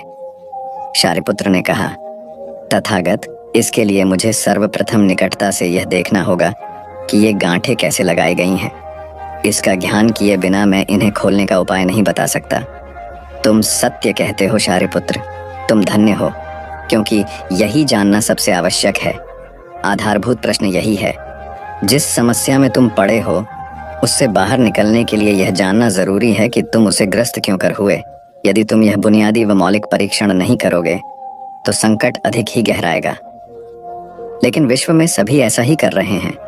वे पूछते हैं, हम काम, क्रोध, लोभ, मोह, अहंकार, परिग्रह आदि आदि वृत्तियों से बाहर कैसे निकलें, लेकिन वे यह नहीं पूछते कि हम इन वृत्तियों में कैसे पड़े। कई दिनों के विहार के बाद भगवान बुद्ध मगध की राजधानी राजगृह से प्रस्थान करने वाले थे।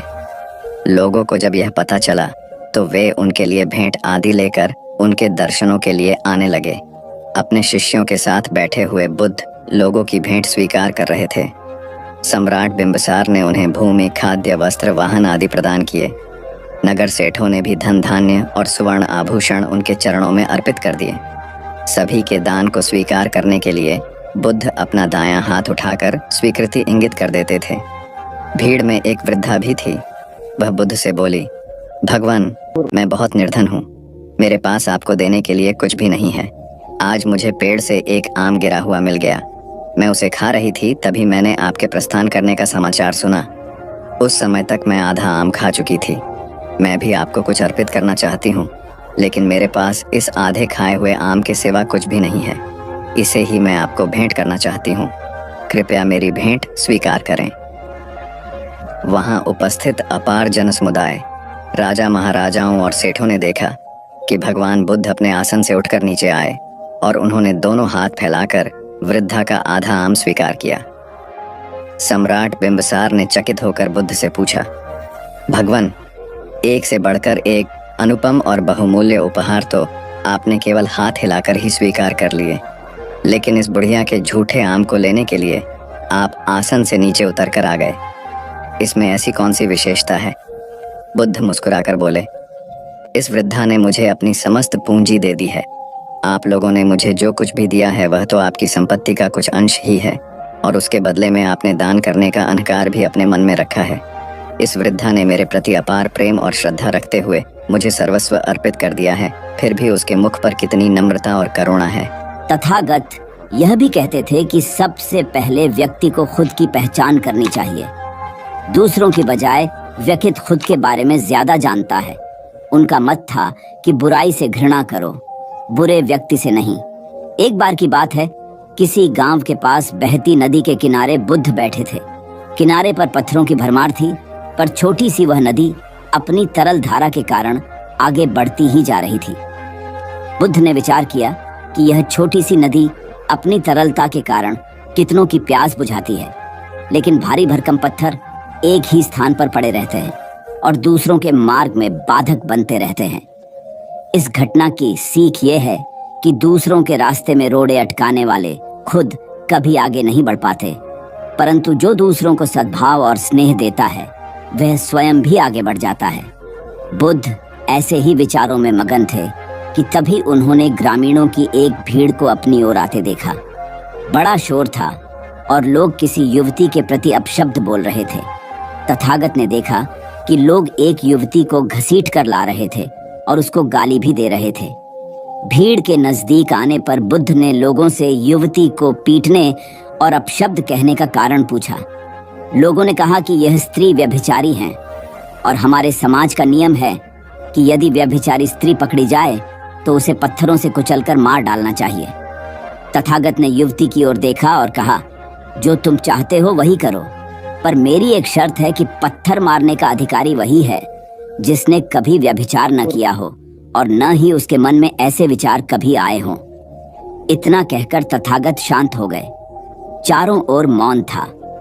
कुछ समय बाद लोगों की भीड़ मन में पश्चाताप का भाव लिए हुए वहां से विदा हो गई। इस घटना से यही सत्य उभरता है कि हम खुद अपने प्रति न्याय कर सकते हैं, दूसरों के प्रति नहीं, क्योंकि हमारी जानकारी दूसरों के विषय में अधूरी होती है। यदि हम किसी के प्रति न्याय करना चाहते हैं तो उसे ऐसा प्यार और स्नेह मिलना चाहिए कि खुद ही अपने दोषों को स्वीकार कर ले और उन्हें पुनः न दोहराने का व्रत ले। अंतिम दिन है। इसी दिन तुम 1 वर्ष पहले यहाँ आए थे और मैंने तुम्हें वचन दिया था कि 1 वर्ष बाद तुम जो पूछोगे मैं उत्तर दूंगा। मैं उत्तर देने को तैयार हूँ। अब तुम प्रश्न पूछो। मौलुंग का पुत्र हंसने लगा और उसने कहा, आपने मुझे भी धोखा दिया। वह सारिपुत्र ठीक कहता था। अब कोई प्रश्न ही पूछने के लिए नहीं रहा, तो मैं क्या पूछूं? मेरे पास पूछने के लिए कुछ भी नहीं है। असल में यदि तुम सत्य नहीं हो तो समस्याएं होती हैं और प्रश्न होते हैं। वे तुम्हारे झूठ से पैदा होते हैं। तुम्हारे स्वप्न, तुम्हारी नींद से वे पैदा होते हैं। जब तुम सत्य, प्रामाणिक, मौन, समग्र होता हो, वे तिरोहित हो जाते हैं। मेरी समझ ऐसी है कि मन की एक अवस्था है जहाँ केवल प्रश्न होते हैं, और मन की एक अवस्था है जहाँ केवल उत्तर होते हैं, और वे कभी साथ साथ नहीं होते। यदि तुम अभी भी पूछ रहे हो तो तुम उत्तर नहीं ग्रहण कर सकते। मैं उत्तर दे सकता हूँ लेकिन तुम उसे ले नहीं सकते। यदि तुम्हारे भीतर प्रश्न उठने बंद हो गए हैं तो मुझे उत्तर देने की कोई जरूरत नहीं है, तुम्हें उत्तर मिल जाता है। किसी प्रश्न का उत्तर नहीं दिया जा सकता है। मन की एक ऐसी अवस्था उपलब्ध करनी होती है जहाँ कोई प्रश्न नहीं उठते। मन की प्रश्न रहित अवस्था ही एकमात्र उत्तर है। यही तो ध्यान की पूरी प्रक्रिया है, प्रश्नों को गिरा देना, भीतर चलती बातचीत को गिरा देना। जब भीतर की बातचीत रुक जाती है तो ऐसा असीम मौन छा जाता है। उस मौन में हर चीज का उत्तर मिल जाता है। हर चीज सुलझ जाती है, शाब्दिक रूप से नहीं, अस्तित्वगत रूप में सुलझ जाती है। कहीं कोई समस्या नहीं रह जाती है। भीतर का कोलाहल रुक गया। वह बिल्कुल भूल गया कि कब 1 वर्ष बीत गया। कौन फिक्र करता है? जब प्रश्न ही न रहे तो कौन उत्तरों की फिक्र करता है? एक दिन अचानक बुद्ध ने पूछा, यह वर्ष का अंतिम दिन है। इसी दिन तुम 1 वर्ष पहले यहाँ आए थे और मैंने तुम्हें वचन दिया था कि 1 वर्ष बाद तुम जो पूछोगे मैं उत्तर दूंगा। मैं उत्तर देने को तैयार हूँ। अब तुम प्रश्न पूछो।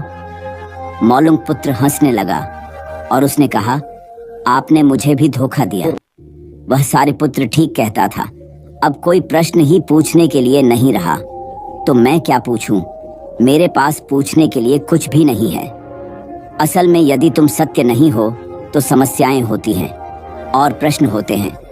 वे तुम्हारे झूठ से पैदा होते हैं, तुम्हारे स्वप्न, तुम्हारी नींद से वे पैदा होते हैं। जब तुम सत्य, प्रामाणिक, मौन, समग्र होता हो, वे तिरोहित हो जाते हैं। मेरी समझ ऐसी है कि मन की एक अवस्था है जहाँ केवल प्रश्न होते हैं, और मन की एक अवस्था है जहाँ केवल उत्तर होते हैं, और वे कभी साथ साथ नहीं होते।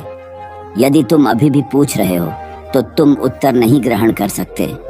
मैं उत्तर दे सकता हूँ लेकिन तुम उसे ले नहीं सकते। यदि तुम्हारे भीतर प्रश्न उठने बंद हो गए हैं तो मुझे उत्तर देने की कोई जरूरत नहीं है, तुम्हें उत्तर मिल जाता है। किसी प्रश्न का उत्तर नहीं दिया जा सकता है। मन की एक ऐसी अवस्था उपलब्ध करनी होती है जहाँ कोई प्रश्न नहीं उठते। मन की प्रश्न रहित अवस्था ही एकमात्र उत्तर है। यही तो ध्यान की पूरी प्रक्रिया है, प्रश्नों को गिरा देना, भीतर चलती बातचीत को गिरा देना। जब भीतर की बातचीत रुक जाती है तो ऐसा असीम मौन छा जाता है। उस मौन में हर चीज का उत्तर मिल जाता है। हर चीज सुलझ जाती है, शाब्दिक रूप से नहीं, अस्तित्वगत रूप में सुलझ जाती है। कहीं कोई समस्या नहीं रह जाती है। किसी की मौत तो नहीं हुई। यह सुनकर घर के लोग आश्चर्य से कहने लगे, गौतमी, ये तू क्या कह रही है? यहाँ कितने आदमी मर चुके हैं, इसका कोई हिसाब है? गौतमी, तो मैं आपके घर से सरसों न लूंगी। गौतमी दूसरे घर गई। सब जगह उसे वही जवाब मिला। उसने समझा शायद सारे नगर में यही बात हो। उसे एकदम ध्यान आया कि बुद्ध भगवान ने शायद जानबूझकर ही मुझे सरसों मांगने के लिए भेजा है। वह शीघ्र ही अपने मृत पुत्र को नगर के बाहर श्मशान में ले गई। उसे अपने हाथ में लेकर बोली, प्रिय पुत्र, मैंने समझा था शायद तुम ही अकेले मरने के लिए पैदा हुए हो, लेकिन अब मुझे मालूम हुआ कि मौत सबके लिए है। जो पैदा हुआ है उसे एक न एक दिन अवश्य मरना है। इतना कहकर अपने पुत्र को श्मशान में रख वहां से लौट आई। लौटकर गौतमी बुद्ध के पास गई। बुद्ध ने पूछा, गौतमी, सरसों के दाने मिल गए? गौतमी, भगवान, सरसों नहीं चाहिए, उनका काम हो गया है, बजाय और भी कहीं अधिक बढ़ जाएंगी, क्योंकि किसी भी निर्दोष जीव को मारकर कोई भी व्यक्ति खुशी नहीं प्राप्त कर सकता। आपकी समस्या का हल निर्दोष जीवों को मारने से कैसे हो सकता है? आप राजा हैं, आपको सोच विचार कर निर्णय लेना चाहिए। अगर आप सच में अपनी मुश्किलों का हल चाहते हैं तो दिमाग से काम लीजिए। मुश्किलें तो आती जाती रहती हैं, यही जिंदगी का सच है। किसी निर्दोष जीव को मारने से समस्याएं नहीं समाप्त होंगी, बल्कि उसका हल आपको बुद्धि से ही निकालना होगा। बुद्ध की बात सुनकर अजातशत्रु उनके चरणों में गिर पड़े और अपनी भूल की क्षमा मांगने लगे। अजातशत्रु ने ऐलान करा दिया कि अब से उनके राज्य में किसी निर्दोष जीव की हत्या नहीं की जाएगी। दिन एक शिक्षित युवक बुद्ध के पास आया। उसने बुद्ध को प्रणाम कर अपनी जिज्ञासा रखी। गुरुजी, आप ईश्वर की बात करते हैं, क्या आपने ईश्वर के दर्शन किए हैं जो आप साधिकार इस विषय पर इतना कुछ कह पाते हैं? बुद्ध ने कुछ नहीं कहा और स्नेहपूर्वक उसके सिर पर हाथ फेर दिया। युवक ने समझा कि बुद्ध के पास मेरे प्रश्न का उत्तर नहीं है। फिर उन्होंने कहा, आओ हम कुछ देर यहाँ के बगीचे में घूमें। बगीचे में गुलाब और रजनीगंधा के सुगंधित फूल लगे थे। युवक बोला, गुरुजी, इन फूलों की सुगंध से सारा वातावरण महक रहा है। बुद्ध ने कहा, वत्स, तुम ठीक कहते हो, किंतु एक बात बताओ कि यह सुगंध तुम्हें दिखाई दे रही है? युवक बोला, जी नहीं, सुगंध तो अनुभव की जाती है। तब बुद्ध ने कहा, बस यही तुम्हारे प्रश्न का उत्तर है। तुम्हारे शरीर में जब कभी कहीं चोट लगती है तो दर्द होता है। क्या इस दर्द को तुम देख सकते हो? युवक बोला, नहीं, वह भी अनुभूत ही होता है। बुद्ध ने अंतिम रूप से युवक का समाधान करते हुए कहा, आत्मा और परमात्मा के साथ भी यही बात है। आत्मा को परमात्मा की अनुभूति के द्वारा उसका साक्षात्कार होता है, न कि स्थूल नेत्रों से। युवक अब पूर्णतः संतुष्ट था। बुद्ध का आभार मानते हुए वह चला गया। परमात्मा सदैव अनुभूति के स्तर पर ही घटता है और यह घटना तब होती है जब मन पूर्णतः निर्लिप्त तथा संभव को प्राप्त हो चुका हो। महात्मा बुद्ध नदी के किनारे एकांत में अपनी कुटिया में रहते थे। उन्होंने कुटिया के चारों ओर हरे भरे वृक्ष लगा रखे थे, जिन पर सुबह शाम पक्षियों का कलरव गूंजता रहता था। प्रकृति का यह मधुर सान्निध्य महात्मा बुद्ध को सदैव आनंदित रखता था। पक्षी और पेड़ पौधे तो मानो उनका परिवार ही बन गए थे। एक दिन महात्मा बुद्ध प्रातःकालीन उठे ही थे कि द्वार पर उन्हें एक सेठ जी खड़े नजर आए। उन्हें चिंताग्रस्त देख महात्मा बुद्ध ने उनसे समस्या जाननी चाहिए। सेठ जी बोले, महाराज, मेरे पास विशाल संपदा है, भरा पूरा परिवार है और मुझे कोई रोग भी नहीं है। फिर भी मुझे नींद नहीं आती, रात भर करवटें ही बदलता रहता हूँ। महात्मा बुद्ध ने आत्मीयता से सेठ जी के सिर पर हाथ फेरकर कहा, सेठ, तुम्हारे पास सब कुछ भले ही हो, किंतु वह नहीं है जो नींद के लिए आवश्यक है। सेठ ने पूछा, वह क्या है महाराज? महात्मा बोले, तुम चारों ओर चिंताओं से घिरे हो। धन संपत्ति की चिंता, व्यापार व्यवसाय की चिंता, परिवार की चिंता। स्मरण रखो कि चिंता चयन में शत्रुता है। सेठ ने इससे बचने का उपाय पूछा तो उन्होंने कहा, तुम प्रकृति से शिक्षा ग्रहण करो। पेड़ पौधे, फूल, पानी और प्रकाश के रूप में उसकी अनंत संपदा चारों ओर बिखरी हुई है, किंतु वह चिंता मुक्त है। अपनी इस दौलत को पूरी दुनिया पर दोनों हाथों से सत्य लुटाती रहती है। तुम यदि उससे प्रेरणा लेकर अपना जीवन भी उसके अनुरूप बना लोगे तो तुम्हें न केवल नींद आएगी बल्कि अतीव शांति महसूस होगी। सेठ ने महात्मा बुद्ध की बात का मर्म समझा और लोक कल्याण की राह पर चल पड़ा। धन और ज्ञान देने से बढ़ते ही हैं, इसलिए इनके संग्रह के साथ साथ इनके दान की वृत्ति भी रखनी चाहिए। एक गरीब किसान गौतम बुद्ध का बहुत बड़ा भक्त था। एक दिन वह बुद्ध के पास आया और अपने गांव आने का आग्रह किया। बुद्ध उसके गांव पहुंचे तो सारा गांव उन्हें देखने व सुनने के लिए उमड़ पड़ा, किंतु वह किसान नहीं आया। हुआ यह कि उसी दिन किसान के बैलों की जोड़ी कहीं खो गई। किसान इस दुविधा में रहा कि बुद्ध का प्रवचन सुने या अपने बैलों को खोजे। काफी सोचने के बाद उसने अपने बैलों को खोजने का निर्णय किया। घंटों भटकने के बाद बैल मिले। थकाहारा किसान घर आया और भोजन कर सो गया। अगले दिन वह अति संकोच से क्षमा प्रार्थी बन बुद्ध के पास पहुंचा तो वे बड़े स्नेह से बोले, मेरी दृष्टि में यह किसान मेरा सच्चा अनुयायी है। इसने उपदेश से अधिक महत्व कर्म को दिया। यदि यह कल बैलों को न ढूंढते हुए उपदेश सुनता तो मेरी बातें इसकी समझ में नहीं आती, क्योंकि मन बैलों में अटका रहता। इसने कर्म को महत्व देकर प्रशंसनीय काम किया। सार यह है कि हम जहाँ जिस भूमिका में हों उसका ईमानदारी से निर्वाह करें। यही सच्ची आध्यात्मिकता है, क्योंकि प्रत्येक धर्म कर्म को ही सर्वोपरि महत्व देता है। गौतम बुद्ध को उनके अनुयायी यदि स्नेह से कहीं बुलाते तो वे अवश्य जाते। फिर जब बुद्ध पहुंचते तो श्रोताओं की भारी भीड़ उमड़ पड़ती। बुद्ध के वचनों में जो अमृतत्व होता था उसका पान करना सभी को प्रीतिकर लगता था। उनके उपदेशों में ऐसा कुछ अवश्य होता था जिससे गंभीर समस्याएं सुलझ जाती और कुछ न कुछ सार्थक भी प्राप्त हो। सार यह है कि हम जहां जिस भूमिका में हो उसका ईमानदारी से निर्वाह करें। यही सच्ची आध्यात्मिकता है, क्योंकि प्रत्येक धर्म कर्म को ही सर्वोपरि महत्व देता है। गौतम बुद्ध के पास उनका प्रिय शिष्य पूर्ण पहुंचा। बुद्ध ध्यानावस्था में बैठे थे। पूर्ण के पहुंचने पर उन्होंने आंखें थोड़ी सी खोली और पूर्ण से आने का कारण पूछा तो उसने कहा, मैं धर्म प्रचार के लिए जाना चाहता हूँ, आपकी आज्ञा चाहिए। बुद्ध मुस्कुराए और कहा कि पूर्ण, धर्म की राह बहुत मुश्किल है। तुम लोगों को अच्छी बातें बताने जाओगे और लोग तुम पर नाराज होंगे, हो सकता है कि अपशब्द भी कहे। इस पर पूर्ण ने कहा, कोई बात नहीं, मैं यह सोचकर उनकी बातों पर ध्यान नहीं दूंगा कि उन्होंने अपशब्द ही कहे, पिटाई तो नहीं की। बुद्ध बोले, हो सकता है कि कुछ लोग हाथ उठा दें। पूर्ण ने कहा, तब मैं यह सोचकर उन्हें क्षमा कर दूंगा कि उन्होंने मुझ पर शस्त्रों से प्रहार तो नहीं किया। बुद्ध फिर बोले, हे पूर्ण, हो सकता है कि कुछ लोग तुम पर शस्त्रों का भी उपयोग करें। पूर्ण ने उत्तर दिया, तब मैं यह सोचकर उनके प्रति कोई प्रतिकार की भावना नहीं रखूंगा कि उन्होंने मुझे मारा, पर जान से तो नहीं मार डाला, मुझे जीवित छोड़ दिया। बुद्ध ने फिर कहा, और यदि तुम्हारे प्राण ही ले लिए तब? पूर्ण ने तत्क्षण सिर झुकाकर कहा, तब मैं उनका आभारी रहूंगा कि उन्होंने धर्म के मार्ग पर मेरे प्राणों का उत्सर्ग करने में मेरी सहायता की। मैं उनके प्रति कृतज्ञ रहूंगा।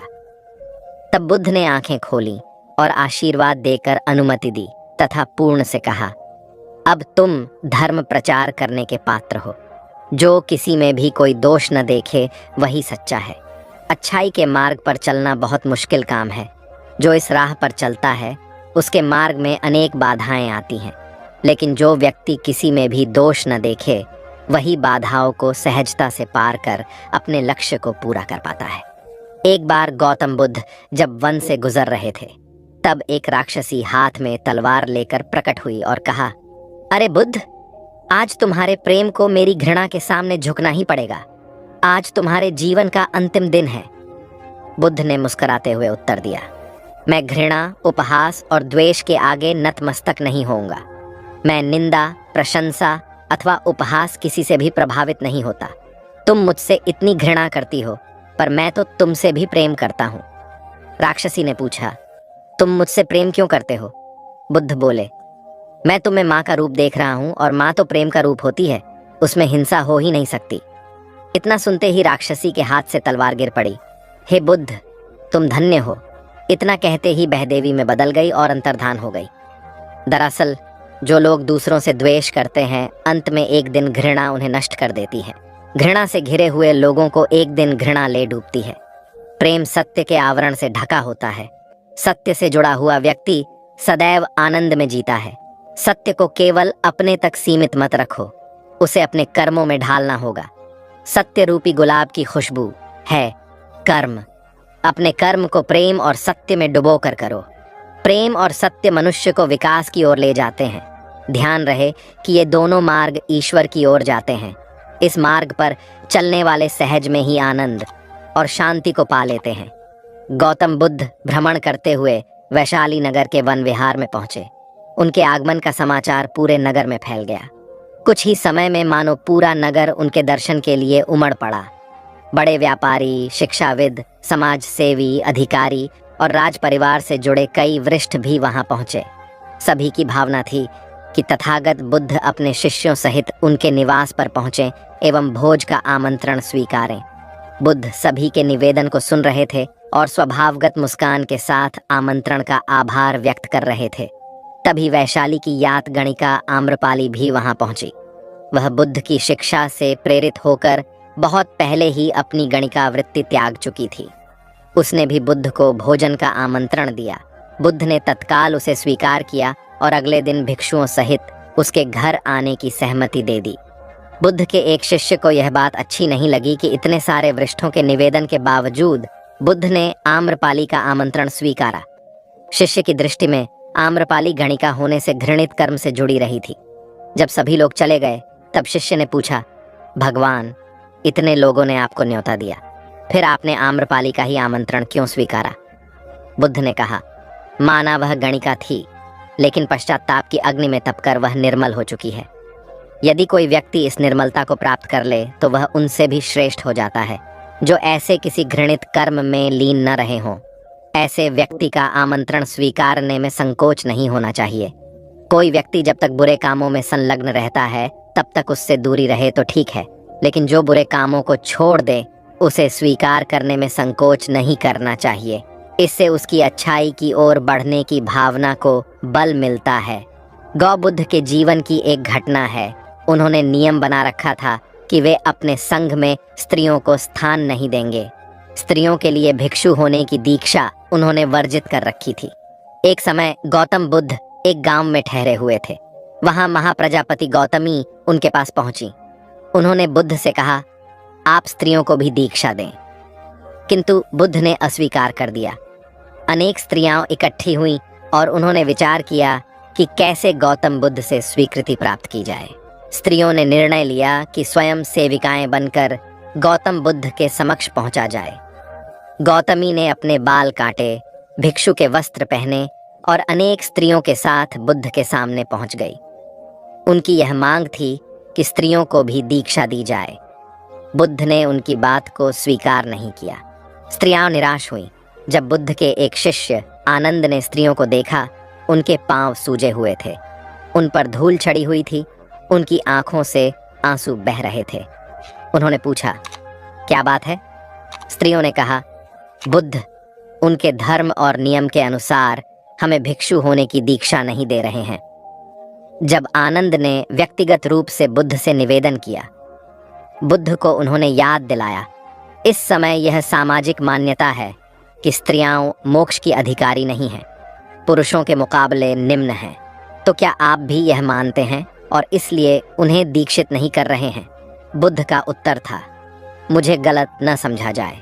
मेरी मान्यता है कि पुरुष की तरह ही स्त्री भी निर्वाण प्राप्त कर सकती है, लेकिन मैं कुछ व्यावहारिक कारणों से स्त्रियों को संघ में शामिल करने और दीक्षा देने की स्वीकृति प्रदान नहीं कर रहा हूँ। आनंद का उत्तर था, सिद्धांत और व्यवहार में परिवर्तन करना चाहिए। बुद्ध को बात जच गई और उन्होंने यह घोषणा की, जो स्त्रियां भिक्षु होना चाहेंगी उन्हें कुछ नियमों का पालन करना होगा। स्त्रियों ने स्वीकार किया और तब से स्त्रियां भी बौद्ध बनने लगीं। गौतम बुद्ध एक बार अपने शिष्यों के साथ प्रवास पर निकले। एक नगर से दूसरे नगर तक जाने की राह में वन पड़ता था। वन क्षेत्र में प्रवेश करने के साथ ही कुछ दूर चलने पर बुद्ध एक जगह रुक गए। पीछे आ रहे शिष्यों का समूह भी उन्हें देख उसी स्थान पर रुका, लेकिन वहां रुके रहना शिष्यों के लिए मुश्किल हो गया, क्योंकि सामने एक क्षत विक्षत शव पड़ा था और उसकी दुर्गंध वातावरण में फैल रही थी। शिष्यों ने अपने वस्त्र से नाक बंद कर ली, लेकिन बुद्ध शव की ओर टकटकी लगाए देखते रहे। एक शिष्य ने साहस कर विनम्रता पूर्वक गौतम बुद्ध से अनुरोध किया, भगवान, यहाँ से शीघ्र चलना ही उचित होगा। यहाँ शव पड़ा है और बहुत दुर्गंध आ रही है। बुद्ध मुस्कुराए और शिष्यों की ओर उन्मुख होते हुए बोले, बताइए, इस सब में सौंदर्य दिखाई देता है। शिष्यों ने कहा, भगवान, ये कैसा प्रश्न है? सौंदर्य और शव में? जीवन था तब तक सौंदर्य, अब तो सब समाप्त हो गया। बुद्ध ने शव की ओर इशारा करके बताया, देखो, जब कभी यह व्यक्ति जीवित रहा होगा, इसकी दंत पंक्तियां अद्वितीय रही होंगी। मृत्यु के बाद भी इसके दंत देखकर यही साबित होता है। वहां खड़े सभी शिष्यों ने दृष्टि डाली तो पाया बुद्ध सही कह रहे थे। तब शिष्यों को भान हुआ कि शव में भी अच्छाई हो सकती है। दरअसल सौंदर्य निर्जीव में भी नजर आ सकता है। केवल शर्त यह है कि दृष्टि बुद्ध के समान बुराई में भी अच्छाई देखने वाली होनी चाहिए। गुलाब की एक शाखा में फूल की तुलना में कांटे ही अधिक होते हैं, पर हम फूल चुनते हैं, कांटे नहीं।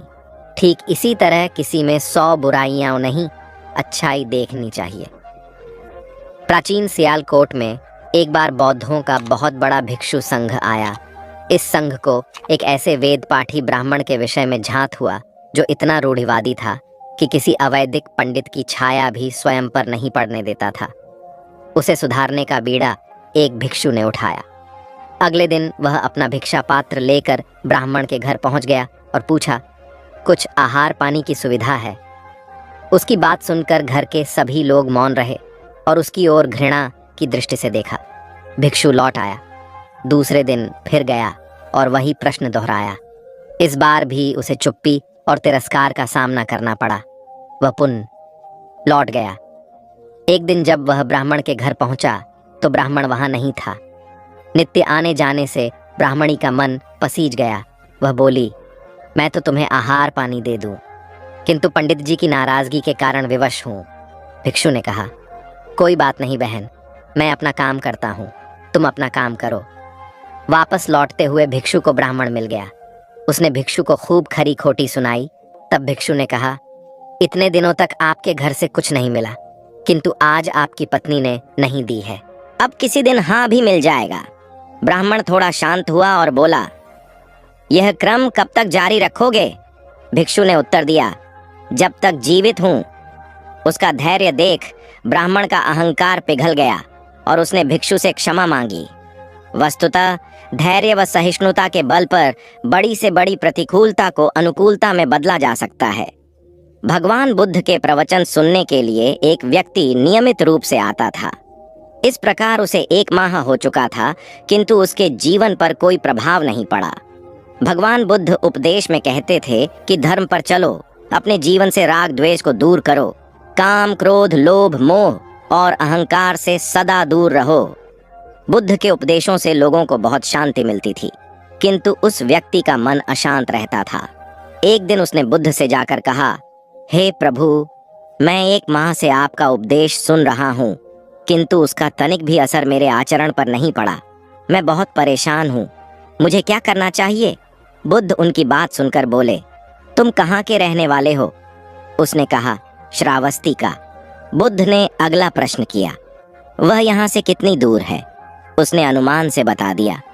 बुद्ध ने पुनः जिज्ञासा प्रकट की, कितना समय लगता है? उस व्यक्ति ने हिसाब लगाकर बता दिया। बुद्ध ने कहा, अब बताओ कि क्या तुम यहाँ पर बैठे बैठे ही अपने घर पहुँच सकते हो? उसने कहा, यह कैसे हो सकता है, वहां पहुंचने के लिए तो चलना होगा। तब बुद्ध ने बड़े प्रेम से उसे समझाया, जैसे चलने पर ही पहुंचा जा सकता है, वैसे ही अच्छी बातों पर अमल करने से ही लाभ होता है। हे प्यारे, तुम मेरे ज्ञान के साथ अपने कर्म को जोड़ दो, तब तुमको उत्तम फल मिलेगा। उस व्यक्ति को अपनी गलती समझ में आ गई। उसने अपने जीवन में सुधार कर लिया, जिससे उसका जीवन सदाचारी बन गया। एक छोटी सी नदी थी, उसके दोनों किनारों पर लोग रहते थे। नदी के पानी से दोनों ओर के लोग अपना अपना काम चलाते थे और सुखमय जीवन बिताते थे। एक बार संयोग से पानी को लेकर दोनों पक्षों में तनातनी हो गई। वे एक दूसरे पर आरोप लगा रहे थे कि तुम ज्यादा पानी ले रहे हो। जब आपसी बातचीत में मामला नहीं निपटा तो वे मरने मारने पर उतारू हो गए। उनके पास जो भी हथियार थे उन्हें तत्काल निकाल लाए और एक दूसरे पर टूट पड़ने को आमादा हो गए। तभी किसी ने जाकर भगवान बुद्ध को सूचना दी। उन्होंने दोनों पक्षों के प्रतिनिधियों को बुलाया और तकरार का कारण पूछा। दोनों प्रतिनिधियों ने अपना अपना पक्ष रखा। बुद्ध ने दोनों की बातें सुनी और मुस्कुराकर कहा, तो तुम लोग क्या करोगे? दोनों प्रतिनिधियों ने आवेश में आकर कहा, हम खून की नदियां बहा देंगे। भगवान बुद्ध ने कहा, तो तुम्हें खून चाहिए? उन लोगों ने हतप्रभ होकर बुद्ध की ओर देखा, फिर बोले, नहीं, हमें पानी चाहिए। भगवान बुद्ध ने कहा, तो तुम्हें खून चाहिए? उन लोगों ने हतप्रभ होकर बुद्ध की ओर देखा, फिर बोले, नहीं, हमें पानी चाहिए। तब सहज भाव से बुद्ध ने कहा, खून बहाकर खून मिलेगा, पानी कैसे पाओगे? कुछ ठहर कर आगे बुद्ध बोले, याद रखो, हिंसा हिंसा को बढ़ाती है, बैर बैर को बढ़ाता है। नदी से ही सीख लो कि वह किसी से लड़ती नहीं, वह निश्चल भाव से अपने जल का सभी के लिए दान करती है। बुद्ध के शब्दों ने जादू जैसा काम किया और दोनों पक्षों की समस्या का सहज रूप से समाधान हो गया। दोनों पक्ष मिल बांटकर पानी का उपयोग करने लगे। कुल बुद्ध एक दिन वैशाली में प्रवचन दे रहे थे। विशाल जनसमूह उन्हें अत्यंत शांति और तन्मयता से सुन रहा था। कहीं कोई शोर नहीं था, मात्र बुद्ध की वाणी गूंज रही थी। बुद्ध के शिष्यों के साथ उपस्थित लोग बुद्ध के अमृत वचनों का पान पूर्ण एकाग्रता से कर रहे थे। तभी उस शांत वातावरण में खलल उत्पन्न करती एक व्यक्ति की जोरदार आवाज आई, आज मुझे सभा में बैठने की अनुमति क्यों नहीं दी गई? बुद्ध उस व्यक्ति का चिल्लाना सुनकर भी मौन रहे। उस व्यक्ति ने पुनः चिल्लाकर यही प्रश्न पूछा। बुद्ध ने नेत्र बंद कर लिए। उनका एक शिष्य बोल उठा, भगवान, बाहर खड़े अपने इस शिष्य को अंदर आने की अनुमति दीजिए। बुद्ध ने नेत्र खोलकर कहा, नहीं, यह अस्पृश्य है। शिष्यगण बुद्ध के मुंह से अस्पृश्य शब्द सुनकर विस्मित हुए और उन्होंने पूछा, वह अस्पृश्य क्यों? कैसे? भगवान, आपके धर्म में तो जात पात का भेद नहीं है। बुद्ध बोले, आज यह क्रोध में आया है। क्रोध से जीवन की एकता भंग होती है। क्रोध ही मानसिक हिंसा करता है। किसी भी कारण से क्रोध करने वाला अस्पृश्य है। उसे कुछ देर तक स्मरण कर लेना चाहिए कि अहिंसा परम धर्म है। कथा का उपदेश यह है कि क्रोध एक असात्विक भाव है जो कर्ता और भोक्ता दोनों के लिए हानिकारक होता है। अतः इससे बचते हुए शांति से विचारने व कार्य करने की प्रवृत्ति अपनानी चाहिए। शांत मन और मस्तिष्क ही विवेकपूर्ण निर्णय लेने में सक्षम होते हैं। बौद्ध संघ के एक भिक्षु को कोई गंभीर रोग हो गया। उसकी हालत इतनी खराब हो गई कि वह चल फिर भी नहीं सकता था और मल मूत्र में लिपटा पड़ा रहता था। उसकी यह हालत देख उसके साथी भिक्षु भी उसके पास नहीं आते और घृणा से मुंह फेरकर आसपास से निकल जाते थे। कुछ दिनों बाद बुद्ध को यह बात पता चली तो वे तत्काल अपने प्रिय शिष्य आनंद के साथ उस भिक्षु के पास पहुंचे। उसकी दयनीय दशा से उन्हें घोर कष्ट हुआ। उन्होंने भिक्षु से पूछा, तुम्हें कौन सा रोग हुआ है? भिक्षु बोला, भगवान, मुझे पेट की बीमारी है। बुद्ध ने स्नेह से उसके सिर पर हाथ फेरते हुए प्रश्न किया, क्या तुम्हारी परिचर्या करने वाला कोई नहीं है? भिक्षु की ना सुनते ही बुद्ध ने आनंद से कहा, पानी लेकर आओ, हम लोग पहले इसका शरीर स्वच्छ करेंगे। आनंद पानी लेकर आए। फिर बुद्ध ने भिक्षु के शरीर पर पानी डाला और आनंद ने उसके मल मूत्र को साफ किया। अच्छी तरह धो पोंछ कर बुद्ध ने भिक्षु के सिर को पकड़ा और आनंद ने पैरों को। इस प्रकार उसे उठाकर चारपाई पर लिटा दिया। फिर बुद्ध ने सारे भिक्षुओं को एकत्रित कर उन्हें समझाया, भिक्षुओं, तुम्हारे माता नहीं, पिता नहीं, भाई नहीं, बहन नहीं जो तुम्हारी सेवा करेंगे। यदि तुम परस्पर एक दूसरे की सेवा और देखभाल नहीं करोगे तो फिर कौन करेगा? याद रखो, जो रोगी की सेवा करता है वह ईश्वर की सेवा करता है। दीनहीन के प्रति करुणा व सेवा का भाव इस जगत को बुद्ध का सबसे बड़ा संदेश है जो प्रत्येक देश, काल, परिस्थिति में प्रासंगिक है। गौतम सिद्धार्थ बुद्धत्व प्राप्त करके महात्मा बुद्ध बन गए। सत्य, अहिंसा और दया की मूर्ति बुद्ध अपने शिष्यों के साथ एक गांव में पहुंचे। कुछ अज्ञानी लोग उनके विरोधी थे। वे बुद्ध को अपशब्द कहने लगे। बुद्ध के शिष्यों को बहुत बुरा लगा, मगर बुद्ध ने उन्हें समझाया, ये लोग तो केवल अपशब्द ही कह रहे हैं। अगर ये पत्थर भी मार रहे होते तो भी मैं कहता कि मारने दो। मैं जानता हूँ कि ये लोग कुछ कहना चाहते हैं, लेकिन क्रोध के मारे वह कह नहीं पा रहे हैं। 10 साल पहले यदि यही लोग मुझे गाली देते तो मैं इन्हें भी गाली देता, लेकिन अब तो लेन देन से मुक्ति मिल चुकी है। क्रोध से अपशब्द निकलते हैं। यहाँ तो क्रोध भवन कब का ढह चुका है। अपशब्द कहने वाले बड़ी मुश्किल में पड़ गए। तभी बुद्ध ने अपने शिष्यों से पूछा, इस गांव में कुछ लोग अपशब्द कह रहे हैं, इन्हें बताओ कि वहां के लोग फल और मिठाइयां लेकर आए थे। बुद्ध ने पूछा, फिर मैंने क्या किया था? शिष्यों ने बताया, आपने सारे फल और मिठाइयां यह कहकर वापस कर दी कि अब लेने वाला विदा हो चुका है, इन्हें वापस ले जाओ। आपने कहा था कि 10 साल पहले आते तो मैं सारे उपहार ले लेता। बुद्ध ने पूछा, फिर उन लोगों ने मिठाइयों का क्या किया होगा? शिष्यों ने बताया, गांव में बांट दी होगी। बुद्ध बोले, उन लोगों ने मिठाइयां गांव में बांट दी, लेकिन मैं उन लोगों से कहूंगा कि अपशब्द में न बांटें। बुद्ध फिर बोले, ये लोग अपशब्दों के थाल सजाकर लाए हैं, लेकिन ये गलत आदमी के पास आ गए हैं। ये मुझसे क्रोध नहीं करवा सकते। ठीक खूंटी की तरह जो किसी को नहीं टांगती, लोग उस पर वस्त्र टांग देते हैं। एक बार जैतवन के सभी ग्रामवासी भगवान बुद्ध के दर्शन करने और उपदेश सुनने के लिए एकत्र हुए।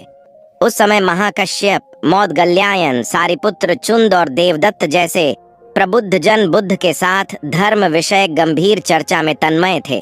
ग्रामवासी थोड़ा ठिठक कर खड़े हो गए। क्योंकि इतने ज्ञानी जनों के बीच उन सभी को असहज सा महसूस हो रहा था। कुछ देर बाद बुद्ध की दृष्टि इन ग्रामवासियों पर पड़ी। उन्होंने तुरंत धर्म चर्चा रोक दी। प्रबुद्ध जन बुद्ध के इस व्यवहार पर चकित हो उठे और प्रश्नात्मक दृष्टि से उनको और देखा। बुद्ध अनाथ पिंडक नामक जिज्ञासु से बोले, भद्र, उठो, सामने ब्राह्मण मंडली खड़ी है, उन्हें आसन दो और आतिथ्य की सामग्री ले आओ। अनाथ पिंडक ने पीछे मुड़कर देखा तो उसे ब्राह्मण मंडली तो कहीं नहीं दिखी। मैले कुचैले या फटे वस्त्रों में खड़े ग्रामवासियों का झुंड दिखाई दिया। पिंडक ने शक्ति स्वर में कहा, देव, उन लोगों में एक भी ब्राह्मण नहीं है। ये सभी तो निम्न जाति के हैं, कई तो इनमें शूद्र हैं। बुद्ध गंभीर होकर बोले, पिंडक, जो व्यक्ति सदा श्रद्धावान है वह ब्राह्मण ही है। ये लोग प्रयोजन के लिए भावयुक्त होकर आए हैं, इसलिए इस समय तो ये ब्राह्मण ही हैं। अत तुम इनका समुचित सत्कार करो। कथा का इंगित यह है कि व्यक्ति जन्म से नहीं, कर्म से ब्राह्मण होता है। जो सद्गुणी हो और सत्कर्मी हो वे शूद्र जाति में जन्मने के बावजूद ब्राह्मण हैं तथा उसी रूप में उनका आदर किया जाना चाहिए। यदि जीवन का संतुलन बिगड़ा और थकान आई तो समझ लीजिए कि बीमारी आई, और यदि वापस ऊर्जा अर्जित करने के लिए विश्राम किया जा रहा है तो ऐसी थकान वरदान भी साबित हो सकती है। इन दिनों जिस तरह की हमारी जीवन शैली है इसमें असंतुलन बहुत अधिक है। सुबह उठने से लेकर रात को सोने तक शरीर की कुछ नियमित क्रियाएं हैं, आदमी उसे भूल गया है। गौतम बुद्ध बहुत काम करते पर कभी थकते नहीं थे। आज भी कई साधु संत उतना ही परिश्रम कर रहे हैं जितना एक कॉर्पोरेट जगत का सफल व्यक्ति करता है, और जब वे रात को सोते हैं तो पूरी बेफिक्री के साथ। बुद्ध से उनके शिष्यों ने एक बार पूछा था, आप थकते नहीं? बुद्ध का उत्तर था, जब मैं कुछ करता ही नहीं तो थकूंगा कैसे? बात सुनने में अजीब लगती है लेकिन है बड़ी गहरी। अध्यात्म ने इसे साक्षी भाव कहा है। स्वयं को करते हुए देखना, यह वह स्थिति होती है जब तन सक्रिय और मन विश्राम की मुद्रा में होता है। आज ज्यादातर लोग असमय, अकारण थक जाते हैं, जिसका एक बड़ा कारण असंतुलित जीवन है। एक होता है थकान को महसूस करना और दूसरा है स्वाभाविक थकान। जिस समय आपकी रुचियों, इच्छाओं और मूल स्वभाव में धीमापन आने लगे, अकारण चिड़चिड़ाहट हो जाए, समझ लें कि यह थकान बीमारी है। इसलिए प्रतिदिन योग, प्राणायाम और ध्यान करें। ये क्रियाएं अपने आप में एक विश्राम है। करने वाला कोई और है, हम तो महज उसके हाथों की कठपुतली हैं। यह मनोभाव भी थकान को मिटाएगा। क्या दिक्कत है ऐसा सोच लेने में? महात्मा बुद्ध ज्ञान प्राप्ति के लिए घोर तप में लगे थे।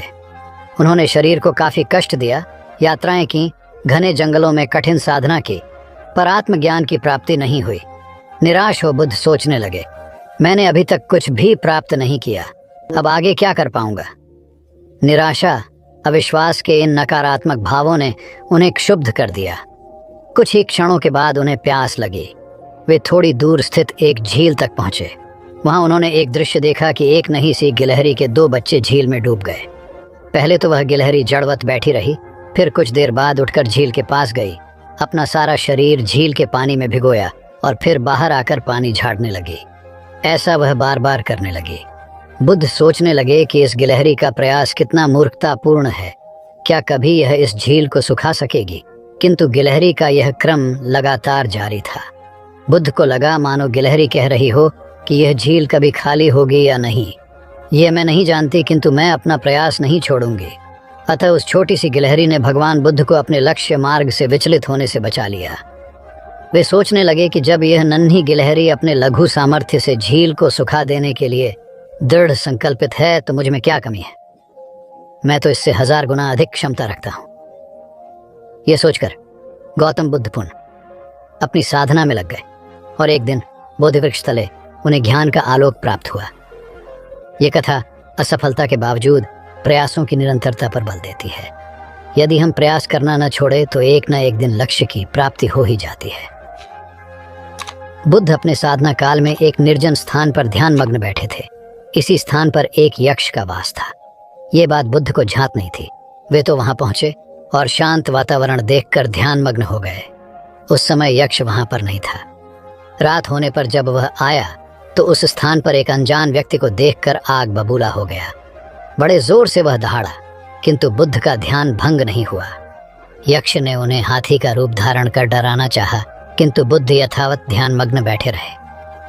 उसने बुद्ध को डराने के लिए क्रमशः शेर, चीता, बाघ आदि का रूप धारण किया, किंतु बुद्ध अविचलित ही बने रहे। अंत में उसने भयंकर विषधर का रूप धारण कर उनके पैर के अंगूठे को डंस लिया, किंतु बुद्ध पर उसके विष का भी कोई असर नहीं हुआ। वे अब भी अप्रभावित रहे। विषधर उनके शरीर पर चढ़ गया और उनके गले से लिपटकर उन्हें जोरों से काट लिया, लेकिन इतने प्रयासों के बावजूद भी बुद्ध की साधना को भंग नहीं कर पाया। थक हार कर नीचे उतर आया और उनसे कुछ कदमों की दूरी पर लेटकर अपनी थकान उतारने लगा।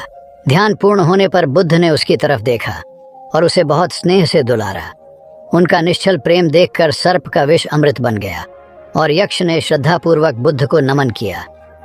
कहानी का सार यह है कि मन की कलुषता पर एकाग्रता, स्नेह और संभव से ही विजय प्राप्त की जा सकती है। बौद्ध भिक्षु बोधि धर्म भ्रमण करते हुए एक गांव में पहुंचे। लोग उनका बहुत आदर करते थे। बोधि धर्म व उनके शिष्यों का ग्रामीणों ने हार्दिक सत्कार किया और फिर उनके पवित्र वचनों को सुनने के लिए उनके आसपास एकत्रित हो गए। बोधि धर्म लोगों को धर्म और आचरण विषयक अच्छी बातें सरल भाषा में समझाने लगे। तभी वहां एक व्यक्ति आया और बोधि धर्म को अपशब्द कहने लगा। उपस्थित जनसमूह ने उसे रोकने का बहुत प्रयास किया, किंतु वह नहीं माना तथा अनवरत बोधि धर्म को बुरा भला कहता रहा।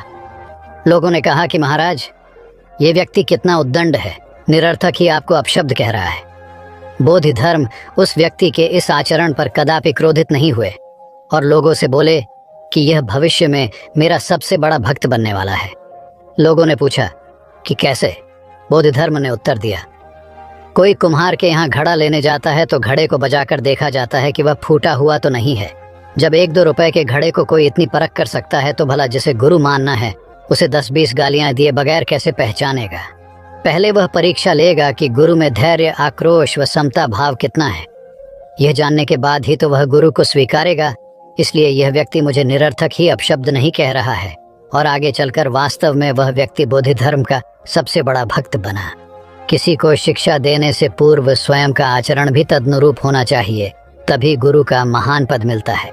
वस्तुतः गुरु की गुरुता तभी स्वीकारी जाती है जबकि उसमें सदाचरण के सभी लक्षण मौजूद हों। महात्मा गौतम बुद्ध के श्रावस्ती में प्रवचन चल रहे थे। प्रवचन में नित्य ही बड़ी संख्या में लोग आते और विविध महत्वपूर्ण व गंभीर विषयों पर बुद्ध से ज्ञान ग्रहण करते। बुद्ध का शिष्य वर्ग भी काफी विशाल था, जो प्रवचन स्थल की व्यवस्था संभालता और बुद्ध की सेवा में सदैव तत्पर रहता। एक बार रात के समय महात्मा बुद्ध प्रवचन दे रहे थे। सदैव की भांति काफी लोग उनके प्रवचन सुन रहे थे। एक व्यक्ति जो बुद्ध के ठीक सामने बैठा था बार बार नींद के झोंके ले रहा था। बुद्ध थोड़ी देर तक तो प्रवचन देते रहे, फिर उससे बोले, वत्स, सो रहे हो? उस व्यक्ति ने हड़बड़ाकर कहा, नहीं महात्मा। बुद्ध ने पुनः प्रवचन प्रारंभ किए। वह व्यक्ति फिर ऊँघने लगा। महात्मा ने फिर वही प्रश्न दोहराया और उसने फिर अचकचाकर नहीं महात्मा कहा। ऐसा लगभग 8-10 बार हो गया। कुछ देर बाद बुद्ध ने उसे पूछा, वत्स, जीवित हो? हर बार की तरह इस बार भी उसने कहा, नहीं महात्मा। यह सुनकर उपस्थित श्रोताओं में हंसी की लहर दौड़ गई और वह व्यक्ति पूर्णतः चैतन्य हो गया। तब बुद्ध गंभीर होकर बोले, वत्स, निद्रा में तुम्हारे मुख से सही उत्तर मिल ही गया। जो निद्रा में है वह मृतक समान ही है। महात्मा बुद्ध का संकेत था कि गुरु से ज्ञान ग्रहण करते वक्त सजगता अत्यंत आवश्यक है। गाफिल रहने की स्थिति में ज्ञान की प्राप्ति पूर्ण नहीं होती और अधकचरा ज्ञान सदैव खतरनाक साबित होता है। कथा सिद्धार्थ के जीवन के उस दौर की है जब वे बुद्धत्व को प्राप्त नहीं हुए थे और निरंजना नदी के तटीय वनों में वृक्ष के नीचे ध्यान करते थे। सिद्धार्थ प्रतिदिन ध्यान करने के बाद पास के किसी गांव में चले जाते और भिक्षा मांगकर लौट आते। कुछ दिनों के बाद उन्होंने भिक्षाटन पर जाना बंद कर दिया, क्योंकि एक गांव के प्रधान की छोटी बेटी सुजाता उनके लिए नित्य भोजन लाने लगी। सिद्धार्थ को वह बड़े स्नेह से भोजन कराती थी। कुछ दिनों बाद उसी गांव का एक चरवाहा भी सिद्धार्थ से प्रभावित होकर उनके पास आने लगा। उसका नाम स्वस्थि था। एक दिन स्वस्थि से सिद्धार्थ बातें कर रहे थे कि सुजाता भोजन लेकर आई। जैसे ही सिद्धार्थ ने भोजन करना शुरू किया, उन्होंने बातचीत बंद कर दी। जितनी देर तक वे भोजन करते रहे बिल्कुल चुप रहे और वहां सन्नाटा छाया रहा। स्वस्ति को हैरानी हुई।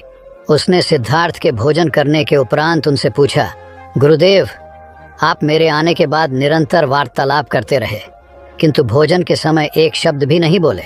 इसका क्या कारण है?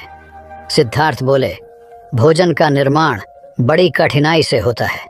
किसान पहले बीज बोता है, फिर पौधों की रखवाली करता है और तब कहीं जाकर अनाज पैदा होता है।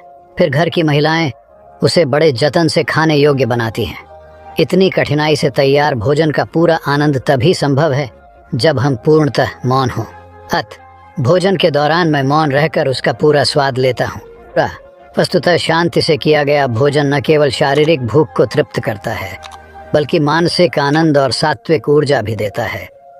सम्राट अशोक संपूर्ण भारत को अपने राज्य में मिलाना चाहते थे, पर कलिंग के युद्ध में हुए रक्तपात को देखकर उन्हें अत्यधिक दुख पहुंचा। उनकी महत्वाकांक्षा ने जो तबाही मचाई थी, उसे देखकर उन्हें खुद पर ग्लानि हुई। उन्होंने देखा कि लोग दर्द से कराह रहे थे। यह सब विनाश केवल उनकी महत्वाकांक्षा से हुआ था। यह सब देखकर अशोक के मन में विनाश का पथ छोड़कर नेकी के रास्ते पर चलने का विचार जगा। अशोक की राजधानी पाटलिपुत्र थी। पाटलिपुत्र अब पटना के रूप में जाना जाता है। पटना से गया भी अधिक दूर नहीं है, जहां बोधि वृक्ष के नीचे महात्मा बुद्ध को ज्ञान प्राप्त हुआ था। बुद्ध के अष्टप्रद मार्ग, शांति और दया के संदेश ने अशोक के दिलो दिमाग में इतनी उथल पुथल पैदा कर दिया कि उन्होंने उस मार्ग को अपनाने का फैसला किया। इस पथ पर चलने से उन्होंने इतिहास में अपनी अमिट छाप छोड़ी। अशोक ने अपने पुत्र को सिलोन, अब श्रीलंका, और अन्य कई लोगों को सुदूर क्षेत्रों में दूत बनाकर भेजा।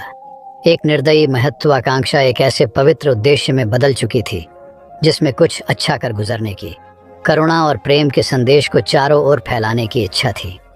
करुणा केवल दया भावना मात्र नहीं है, ये आपके अंदर दूसरों की मदद करने की तीव्र इच्छा पैदा करती है। इसी भावना ने बुद्ध को भगवान और अशोक को महान बनाया। तथागत बुद्ध उन दिनों मगध प्रवास पर थे। साथ में शिष्यों का बड़ा समूह भी था। प्रतिदिन बुद्ध के प्रवचन होते, जिनका लाभ लेने के लिए बड़ी संख्या में लोग आते। इन लोगों में साधारण जन के साथ विशिष्ट हस्तियां भी शामिल रहती थीं। हालांकि बुद्ध सभी के प्रति समान रूप से प्रेम व आत्मीयता का व्यवहार रखते थे। इन लोगों में नगर सेठ का पुत्र भी था, जो बड़े ध्यान से बुद्ध के प्रवचन सुनता था। वह नित्य ही बुद्ध के शिष्यों के समक्ष बुद्ध की तारीफों के पुल बांधता और धन्य धन्य भाव से घर जाता। एक दिन प्रवचन समाप्त होने के बाद उसने किसी शिष्य से कहकर बुद्ध से मिलने की हार्दिक इच्छा प्रकट की। जब उसे बुद्ध के सामने ले जाया गया तो उसने उन्हें साष्टांग प्रणाम कर कहा, भगवान, आप जैसा तपस्वी और ज्ञानी व्यक्ति पहले न कभी हुआ था और न भविष्य में होगा।